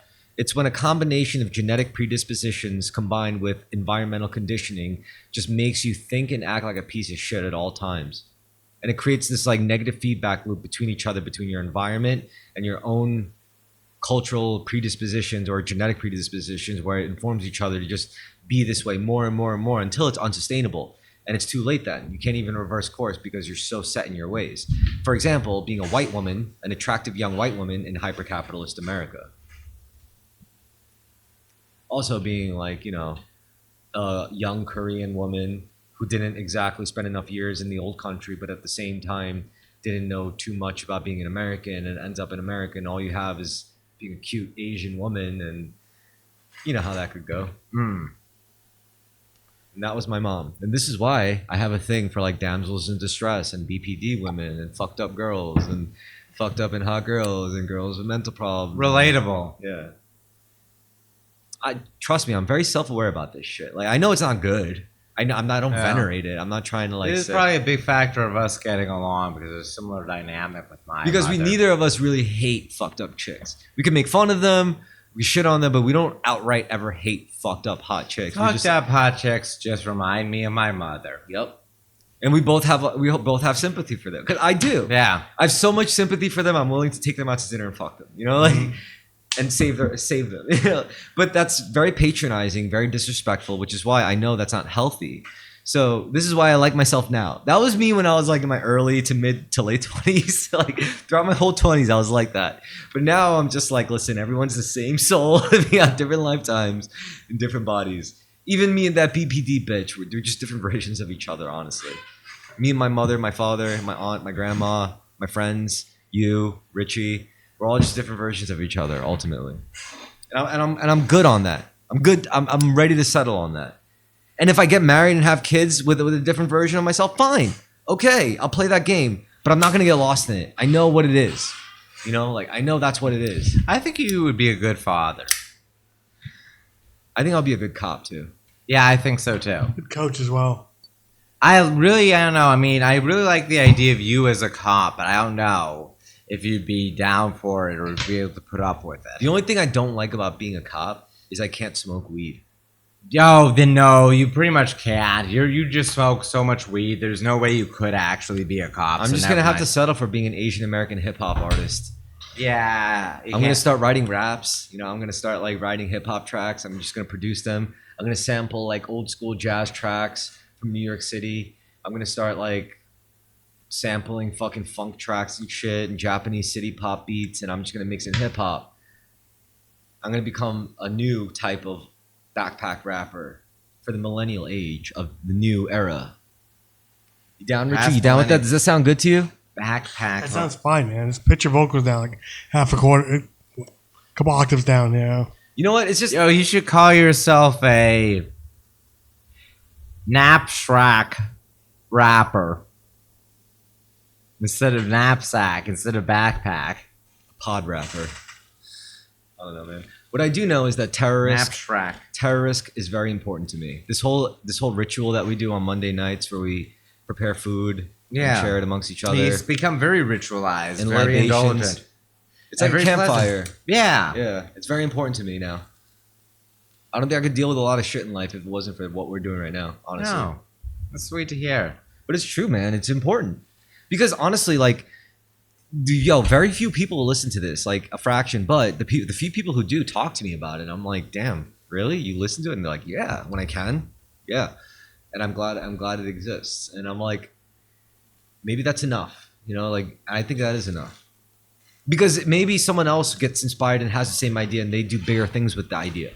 That's important too, right? Because if someone else makes a huge podcast and they're like, I remember when I was 14, I used to listen to Terrorisk podcast. No one fucking listened to that shit. But I did, and it made me think, if they could do it, I could do it. And that's enough too, it matters. That counts, right? If you influence just one person, yes. Exactly. And the more we do it, the more people we influence. And there's also the Florida trip to look forward to. I mean, the more I talk about it, the more it has to happen, honestly. Lots of adventures to be had. But also, like, I'm trying to. You offer a really good challenge for me with branding, right? Here's the thing. You know, the t-shirts are cool. I have a baseline design for t-shirts. I could give one to Richie, no problem. I could give one to myself, no problem. But you don't like t-shirts. I'll wear it just as an undershirt. Nah, I have to come up with something that you could wear loud and proud. The logo has to change then. Different font.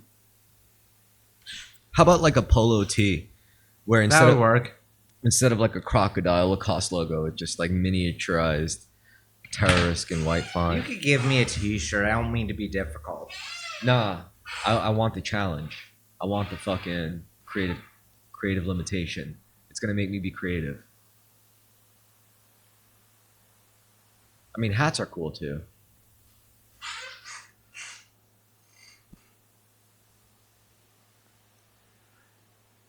But I don't know. I mean, I also have like a whole wardrobe I don't use, to be honest. I have a bunch of like nice stuff that I don't wear because I work from home all day.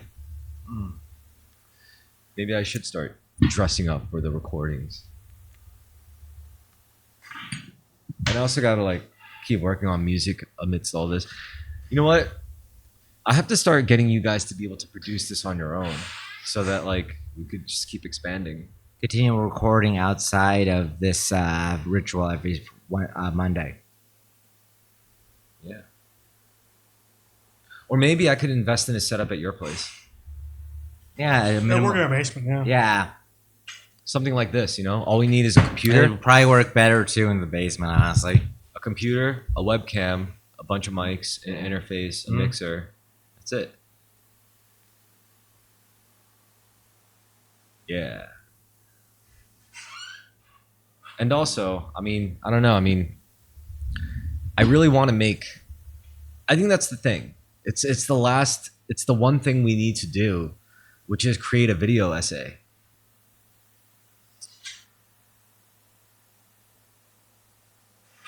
What's the significance of creating a video essay? Because a video essay scales infinitely. Like right now, this podcast is episodic. Its value is really only gleaned insofar as you keep up with it. Like you're subscribed. It's like you're only gonna really care about this shit if you're 3 episodes deep already. You know, once you're 3 episodes deep, I listened to this shit consecutively before, and I know like if you listen to any given new episode, you're gonna be like, what the fuck is this? But if you listen to the episode before or before that, or the next episode and the one after that, next one you're gonna give a shit about. You know, you're gonna be more involved with the narrative of Terrorisk, which is you, me, and Richie for a while now. Yeah. You know, like doing our thing. And then also I have other odd guests here and there, but generally speaking, like it's the episodic nature of it. However, if we make a video essay, that scales infinitely. Like if the topic is juicy enough, people will click on that endlessly. Especially if it's utilitarian.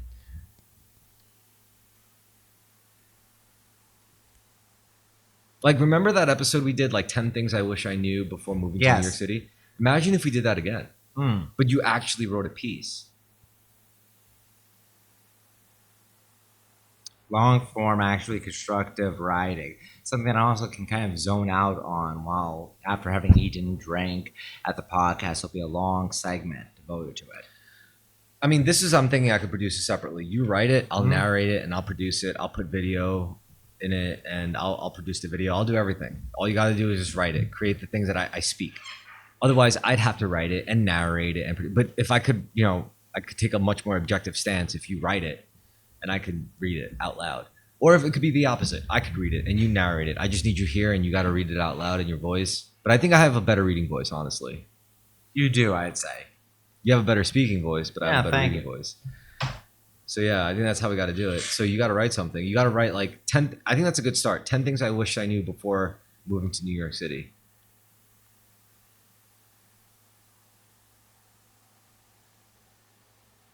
What's number 1? Can you think of one?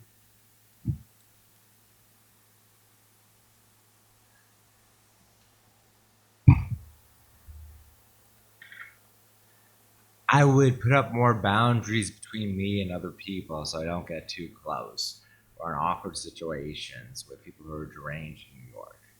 Not that I'm not, but So I you would mentioned have a before- stronger people filter? Yeah, All right. I'm a very sympathetic person. I'm a very compassionate person to a fault. And once I'm attached to someone, it's hard to break loose. I think number 2, have a driver's license. I do. I haven't driven in many years. Yeah. You also probably have to renew your driver's license. Next year, I have to renew it. That's always fun. Just gotta pay your fucking troll toll. Mm. All right. Another thing you want to do before you move to New York City is don't have a pre-existing drug or drinking problem. Because in New York City, whoo, you will be fucking cooked. Absolutely done. Be exasperated, yeah. Definitely get your fucking addiction problems in order before trying to live in the Big Apple. I mean, we'll expand on this in the episode, but another thing I would say, just off the cuff, is let's see, don't try to move to Staten Island. Like, don't move to Brooklyn or Manhattan. Nah, you don't agree? No, if you're moving to New York, Staten Island's where you retire to after you've been in Manhattan or Brooklyn or Queens even. You cannot retire in Staten Island. That's a fucking joke. Are you serious? You do not retire in Staten Island. You gotta retire in, like, somewhere way nicer. Fuck that. Like Tuscany, Italy. Or like, I don't know, if you're moving to New York and you're young, you should move into the really 3 boroughs. no. Maybe the Bronx, that's the edges of it. No. But Dense urban environments are nowhere to, like, do your laundry and rest your head at night. It's not. It's terrible. I'm glad I'm not on Staten Island, man. Sorry. It's okay. You won't feel that way for long. When I'm older, yeah, I'll happily be in Staten Island or outer Queens or outer Brooklyn. Yeah? Yeah. What's so great about Brooklyn? The outer areas of all those places are within the direct metro area, but they're a lot quieter. Oh, sorry. Well, either way, we're definitely going to be subjected to something new in September.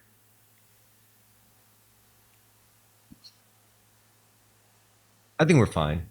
Who do you think is the most likely of us to need the most babysitting? Richie. Yeah, sorry, man. Yeah. It's okay. It's fine. What context? What?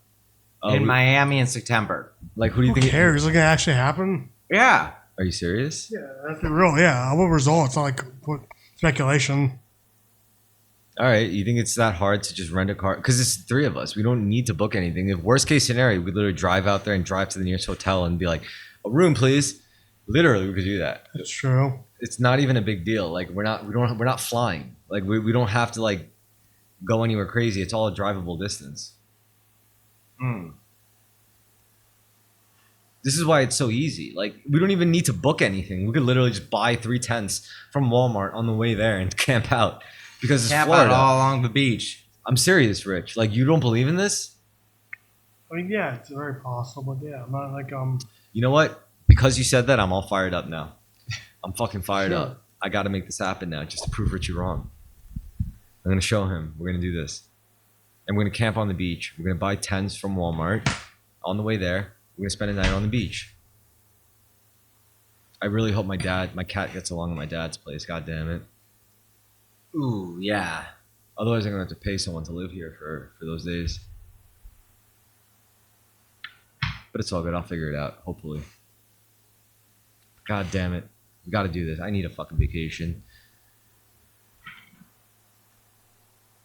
September, I don't know. It seems like a good time to go, actually. Yeah, it's my Unless birthday too month. hot. Yeah. But before that, let's try to release a video essay. Mm-hmm. 10 things I wish I knew before moving to New York City. 10 things I wish I knew before I started dating in New York City. 10 things I wish I knew before I started doing drugs in New York City. 10 things I wish I knew before I started working in New York City. We could go all in. Because you have the novelty of being a new cat.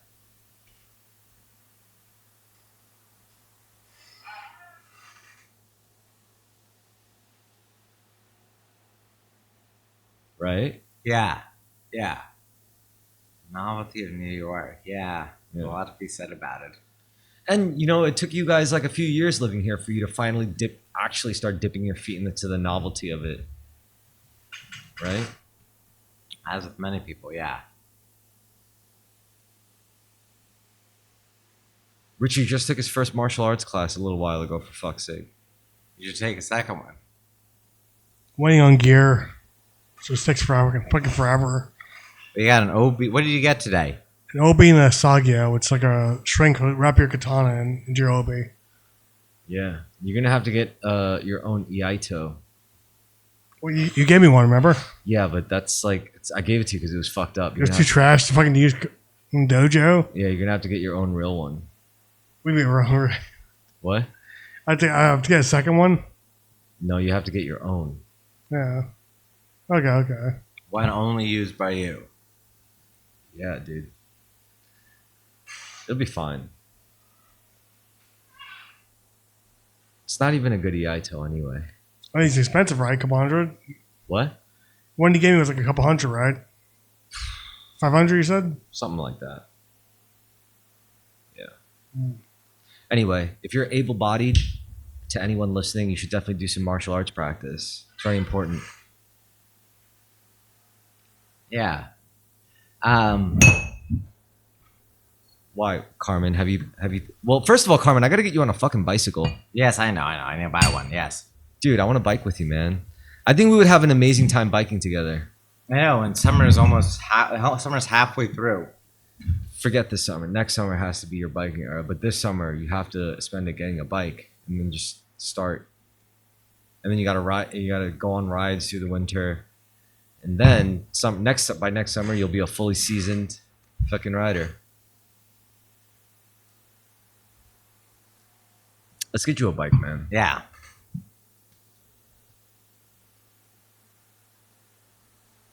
All right, I'm gonna roll one more joint, and then that'll be about time to wrap the podcast up. But Carmen, Yeah. you have to get a bike, bro. I don't have to get a bike. That's closing statements. I'm absolutely getting a bike. I've said it forever. Can you start shopping for one like ASAP? Like, I've short on money, but I could get a lot of money through if I just clear out my dad's estate, which I've been lazy with doing. It would be several $1,000s. no, I don't mean you have to get a new bike. Just get Any bike, yeah. get something off Craigslist at first. Yeah. Get like multiple options. Get 5 options, and then send them to me, and I'll check them off for you. Get them around Brooklyn so you could walk there and hand the dude cash and just take the fucking bike, bring it on the train, bring it to your house, and I'll look it over. Get something simple. Get like a single speed bike, And then me, you, and Richie, Yeah. we could go on bike rides. Yeah, on all the around beach. Brooklyn, yeah. We could, instead of just walking in Coney Island, you could take a bike.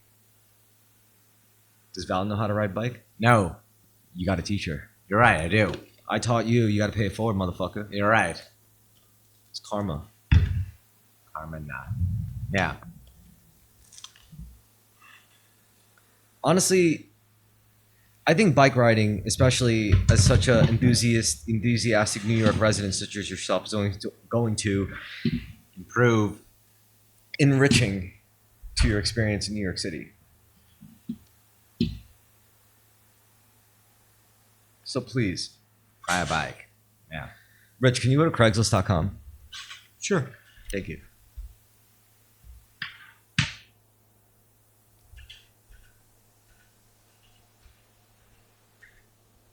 We love Craigslist. It's always fun shopping on Craigslist because in such a densely populated area. Yeah, exactly. Of course you would. Of course I like Craigslist. Cool shit.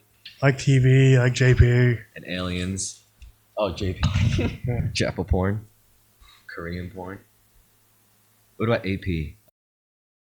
American porn. All right, for sale. Bikes. For sale? Where? Below housing. For sale there, Yeah. and then bikes down, yeah. Yeah, baby. This is what I'm fucking talking about. This is the real shit. This is the real sexy shit. And then we also got to hit the New York tab. once time comes. In other news, this episode is brought to you by Craigslist, the best place for putting up classified ads online. Craigslist. Who knows if Craig is a pedophile or not? I certainly don't, but I know his list is damn good. Go to Craigslist. I'm sorry, Craig sounds like a pedophile's name. It does. All right, let's see. Very light, like new, single speed. That's perfect. It's like the first choice. How much? $149 for a perfectly functional single speed bike. That's perfect. That's what you fucking need, Carmen. Shit like this. That's perfect. And look, that's like perfect amount of clearance. Click it right there, Rich. The first one. Down, first one white. With the gold rims. Ooh, that's hot. That's fire. You got the Tioga saddle, and you could swap all that shit out. I'll help you pick out new parts. But yeah, if it's functional, all right, that's good. All right, let's go back. Let's look at the other options. Oh, wait, go up. What about the Mercio Kilo TT Small? All the way to the right? That thing. Oh, yeah, there's a mustache bars. Or, yeah. That's definitely Carmen's style right there, yo. That's very comfortable to ride. Very upright position, you know? Yeah. You could smoke a pipe while riding that shit if you could learn to ride with one hand. Yeah. Dude, there's so many options, and they're not even that, like, you know, expensive. They're not expensive at all. Like, if you bought this shit at a store new, like, this would be so much more. Yeah, go on Craigslist, fucking find these guys. Just like buying furniture, man. Just get a fucking bike. It's a lot of good shit. A lot of good shit. And then we could go bike riding together. And then we could invest in a camera for Terrorisk, and we could do like photographs. Carmen, you be the photographer, because I'm sorry, I'm not saying you have an eye for photography or you have any of that ability, but you just fit the look of it. So Yeah, that's true. you're just going to be the photographer by default based on that standard alone. You look like the man behind the camera who just like lifts his glasses up to put his eyeball behind the lens, you know? Take the perfect shot, the perfect perverted Brazilian butt woman in Queens Beach shot. The photographer is like the best excuse to be a pervert, to be honest. Yeah, it is.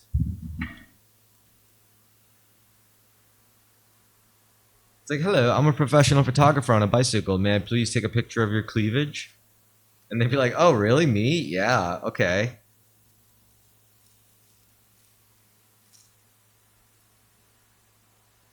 And the thing is, it's easier for you to get a bike off Craigslist than it would be for me. Because for me, like, I live in Staten Island. For you, you live in Brooklyn. These are all like... True. Very close by sales. You could just go there, buy it, take it on the train, bring it to your place. I'll come back, look it over.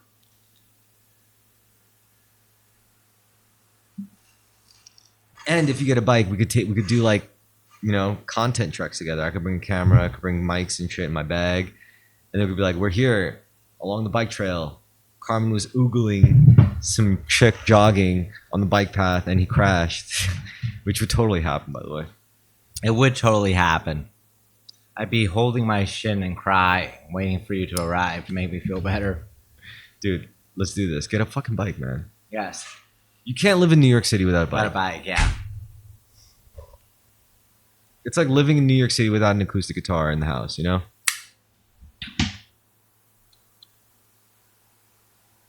You know, there was this listicle that was like top 10 or top 5 things that you can't have an or you can't have a home without. Yeah. And like acoustic guitar was on one of them.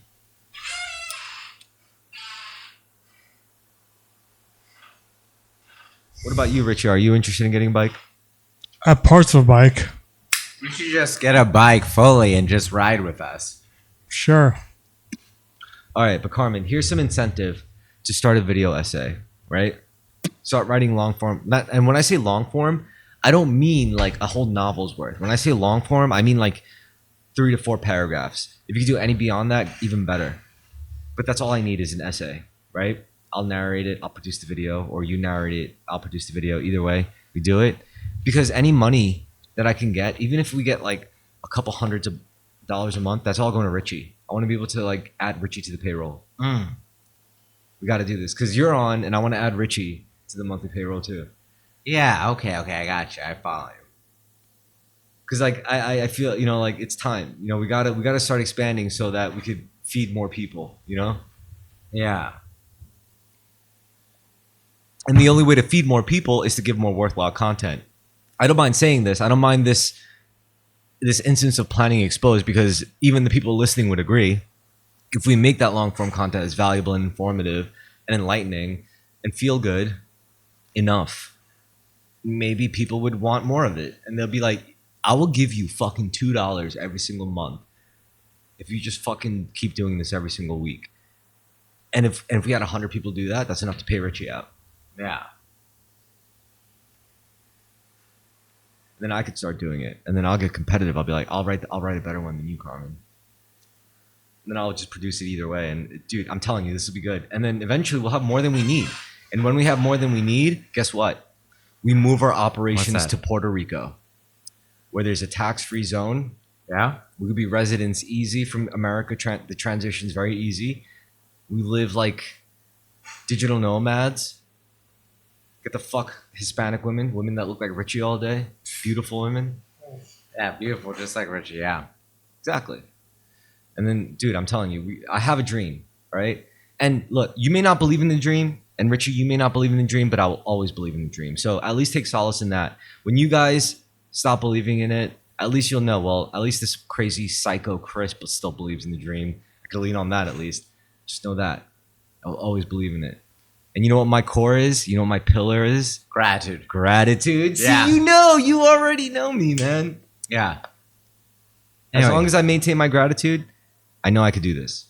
I agree. I'm very grateful to be in New York. I'm very grateful to be born in America. I'm very grateful for everything that's happened in my life. I'm grateful that I passed for 6 feet tall. Kind of jealous of that, by the way. That's the one thing I don't have. I hear that a lot from people. I don't do much with it, so don't worry. But If you could change anything about you, what would you change? something with self-confidence or assertiveness. I suppose just being more self-confident in general. I'd be more assertive as well. And also everything that currently trips me up would probably be removed, or many of those things would. If I could change anything about myself, it would be for my arms to Have be a wider wingspan, an inch and a half longer. That's all I so you ask. could b-ball. What? So you could b-ball. I could do a lot of things with an inch and a half. That's true. longer arms. Well, I mean, Asians have short wingspans. No, Asians have short legs. Shorter wingspans too, right? Than No. whites or blacks. Compare it in Just comparison. legs. What Asian what's the word? Physiognomy. Physiognomy. What Asian physiognomy really lacks is short legs. Interesting. Is Okay. the legs, is long legs. Like they don't have short legs. That's why Asians make such good swimmers. Interesting. That makes sense. So just longer arms, so you could knuckle walk. Be a better swordsman. Oh, that makes more sense. Yeah. Yeah. Freakishly long arms would be good for swordsmanship. Yeah, as a perk, you pick a character selection. Yeah. And you have longer punches. That's pretty cool. Like, Yeah. that's pretty nice. If I could also change something about myself, being able to jump higher would be nice. Once again, it seems like you're selecting for basketball ability or lacking. You know what? Fine. Having a 12-inch cock would be pretty neat too. You know, like That doesn't help with basketball, though. could help you dribble. You know, like give you Yeah. a counterweight. You know, like. Nah, honestly, I'm fine. I'm fine with the way I am, because it's Physically, yeah. it's so temporary. What, I got another like 30, 40 years on this earth left? Fuck. Yeah. 40. If that. Yeah. So it's like now I'm really focused. This is why I care about Terrorisk. Because Terrorisk isn't some ambitious thing where it benefits me. I just want... Because I think like the only thing I'd feel good about dying is creating something that other people could like kind of take shelter under. Like a big giant umbrella made of stone or something. Or something unbreakable. So it's like it just stays there, and then you could just be like, well, at least I could always take shelter under this. And I think that's why the very few people who listen to this consistently, who don't admit it, but I know you're fucking out there, I know for a fact. Don't ask me how. I have statistical tools. But anyway, I think that's what this podcast can potentially offer to more people. How are you doing on time, Rich? 2 hours, 20 minutes. All right, we just got to finish this joint. It's not even 12 o'clock yet. It's only 11:30, dude. What's the rush? I know. That's an unfair question because truth is, when you record this podcast, it drains you of your mana. I don't want to say true. drain. It's casting. It's like if you cast magical spells, it's going to cost you MP. And doing this podcast for you motherfuckers, it is costing us MP. But at least I've cultivated a lot of MP. I practice a lot of things like keto, 1 meal a day, semen retention, journaling. This is all shit just for the sake of charging my mana so I could expel it for the Terrorisk podcast. But yeah, no, it's true though. And look at fucking Carmen right now. He looks like Nietzsche. He looks like Nikola Tesla right now. It's because his mana is supercharged. We cultivate a high charged mana. We're eating red meat. We're drinking red wine. We're drinking fucking bourbon. All right. Yeah, it's all very red related consumptibles. But we're doing it for the sake of gratitude. Yeah. I mean, before we even ate, you know what I did? What's I that? blessed the meat. Well, Yeah, I didn't you bless did. the meat. I thanked the meat. I said, Felt "Thank like you." a blessing. So here's the deal. When you put your hands together, you generate a certain frequency. You generate a new core frequency that it's like a mouse. It's like a sign, like an emote. And this emote triggers something. And that trigger happens in your heart. Once you put your hands together, put your hands together. It's like a prayer, right? Yeah. So when you put your hands together and put an intention out there, and then focus that intention, not in your head, cerebrally, but put it in your heart, your chest. And then suddenly the temperature rises, expanding outwards from your chest to the rest of your body. And once it gets to the tips of your fingers, that's when you release and then put it out towards the person you're trying to bless, the person you're trying to heal, the thing you're trying to thank, and then put it there. Put it on Richie. Put the good energy on Richie. I have Yes. Direct towards Richie. So that's how it works. Is it materially factual? No. However, is there a reason why since ancient times priests, shamans have done this motion? Like multiple times Buddhists do this, like in their prayer, and the multiple mudras with hand positions. Because Can these you things tell me trigger. real quickly about the mudras that Eric Adams was doing in the video we watched earlier? I was very curious about that, even if you found it boring. Forgive me for boring you with it. All right, good. So Eric Adams was doing this mudra, connecting all fingers. Richie, can you pull up the main camera? Yeah. Thank you. Thank All you. right, so this is the main mudra.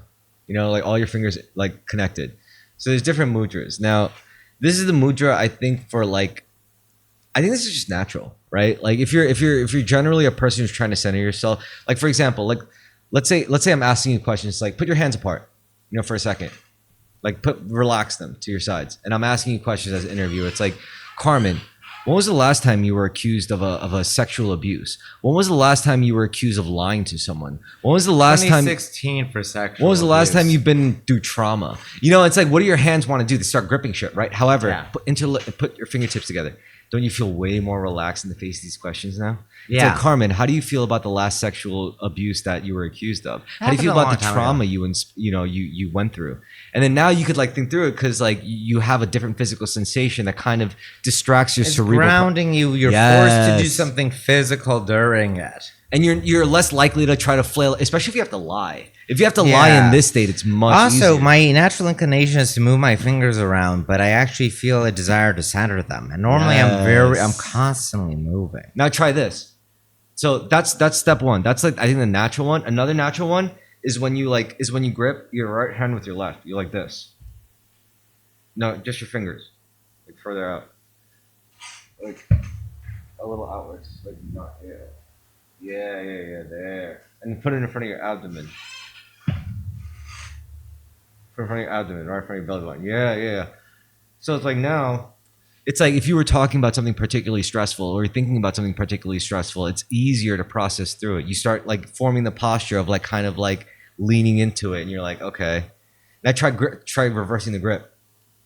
See, now it's even more comfortable, and you're like, okay, now I could talk about like a lot of shit. Grip it harder. Grip your fingers, not your knuckles. Grip your fingers. Yeah. There you go. And then now, you feel it, and then now that's a comforting thing because like now that's a mudra of comfort where you could be like, all right. Now I'm willing to open up to my deepest sins. I'm willing to open up to like the shit I did wrong. And these are very powerful, dude, because they have a physio-psychological effect. Now try this one, where your fingers are interlocked, left pinky over right pinky, left pinky, left pinky. Isolate your left pinky over the right pinky. So switch it, left pinky over the right. Now, No, this is my right pinky. so it's left pinky over the right pinky. No, this is your left pinky, right? Yes. Over the right pinky. Okay, left pinky, and then interlock them from there. It feels different than what you think is right. And then from here, go like this. Don't switch your fingers. Yeah, keep it there.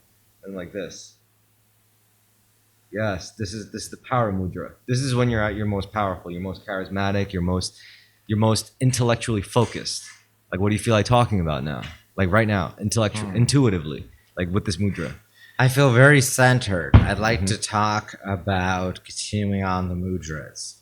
I feel it feels vaguely phallic in a Freudian sense. It feels I'm centered, but I'm also suddenly revved up, full of energy. You're channeling. Yeah. And these things trigger meridian points throughout your fingers because your meridian points have so many triggers that affect your whole being. You know, if there's points in your back where your anger is stored up, I think it's around here. And if you feel pain there or around there, then that means you have a lot of pent up anger. And there's also one for sorrow. There's one for like regret and guilt. This is all about holistic medication. This is what the Chinese are very into. Interesting shit, right? Yes. Well, the physicality of it means Left over right. Yeah, there you go. And then you got to reverse it. Yeah. And then until it starts to feel weird. Then you do that. Yeah. Yes. It feels weird, right? Keep that below. Yeah, there you go. Yeah. interesting. Okay. That's what, you know who does that? Andrew Tate, Elon Musk, Donald Trump. I'm not even kidding. They do It's these the mudras. drop shifting mudra. Drop shipping mudra. Yeah, the It's the MLM cryptocurrency. Mudra. The MLM, the crypto bro mudra. Yeah. So the ninjas, they have 9 gates with each mudra, right? There's Rin, Pyo, To, Sha, Kai, Jin, Atsu, Zai, Zen. So yeah, cool, right? So did you ever see the ninjutsu mudra? No, I'm not. No, I'm not. So it's Rin, Pyo, To, Sha, Kai, Jin, Ritsu, Zai, Zen. And that apparently, if you go through those gates, each one specifically going through the emotions properly associated with each gate, then you're going to be in the perfect state to get whatever it is you need done, whether it's to kill people, whether it's to save people, whether it's to shoot people up with an AR in the middle of Manhattan, Richie full screen Shane, Twitter. Yeah, was Shane, it like Shane Tamura. What was your earlier line, Chris? You had a really banger. Oh, you're talking about official terrorist tweet where you're talking about how he should have used a Glock with the switch The katana. and a katana to commit his massacre. Yes, agreed. I How do see you it. formulate that? Or unless you want me to do it. You do it. Okay.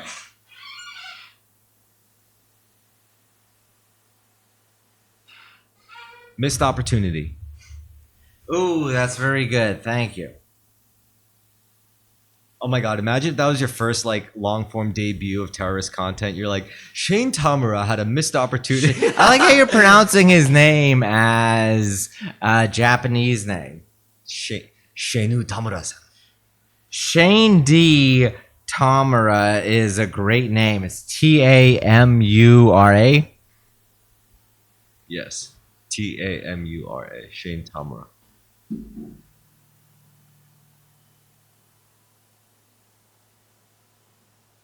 Why? How would you summarize it?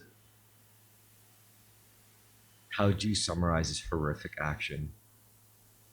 Hold on. I'm holding. I know. My earlier statement about the equal death kill injured ratio. I have to find more information. So you don't want to summarize Shane Tamura? I need to Shin Tamura is a great. No, I don't have a real. I don't know. He's shot up a Midtown Tower with an AR, wearing a suit. I don't know if he was listening to Afro beats or Samurai Champloo. He was listening to Nujabes, where he committed this mass murder. I'll include that. Thank you so much. He's coming. He's walking like sharp, like the edge of a samurai. Pa pa pa. You hear like ladies scream like ah! The mental blade cuts through flesh and bone. Out of order. Sean D. Tamura missed a massive opportunity by not using a katana and a Glock with the switch, listening to Nujabes while Glock with the switch to commit his massacre while listening to Nujabes. There we go. Okay, I think. Does that sound right? that sounds good. Shanti Tamura missed a massive opportunity by not using a katana and a Glock with the switch with DA switch to commit his massacre while listening to Nujabes. Okay, another masterpiece. Let me read it out loud.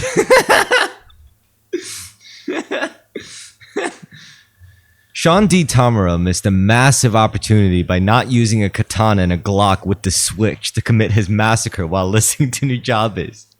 Oh shit! Yeah, that's it right there. That's the Thank song. you for your help, guys, both of you. That's the stuff. I need to use the bathroom. All right, that's it. No, we could. No closing. No. No closing statements. I need to go piss. Goodbye, everyone. All right, bye. Richie, Bye, we're too drunk. Goodbye. hit stop recording.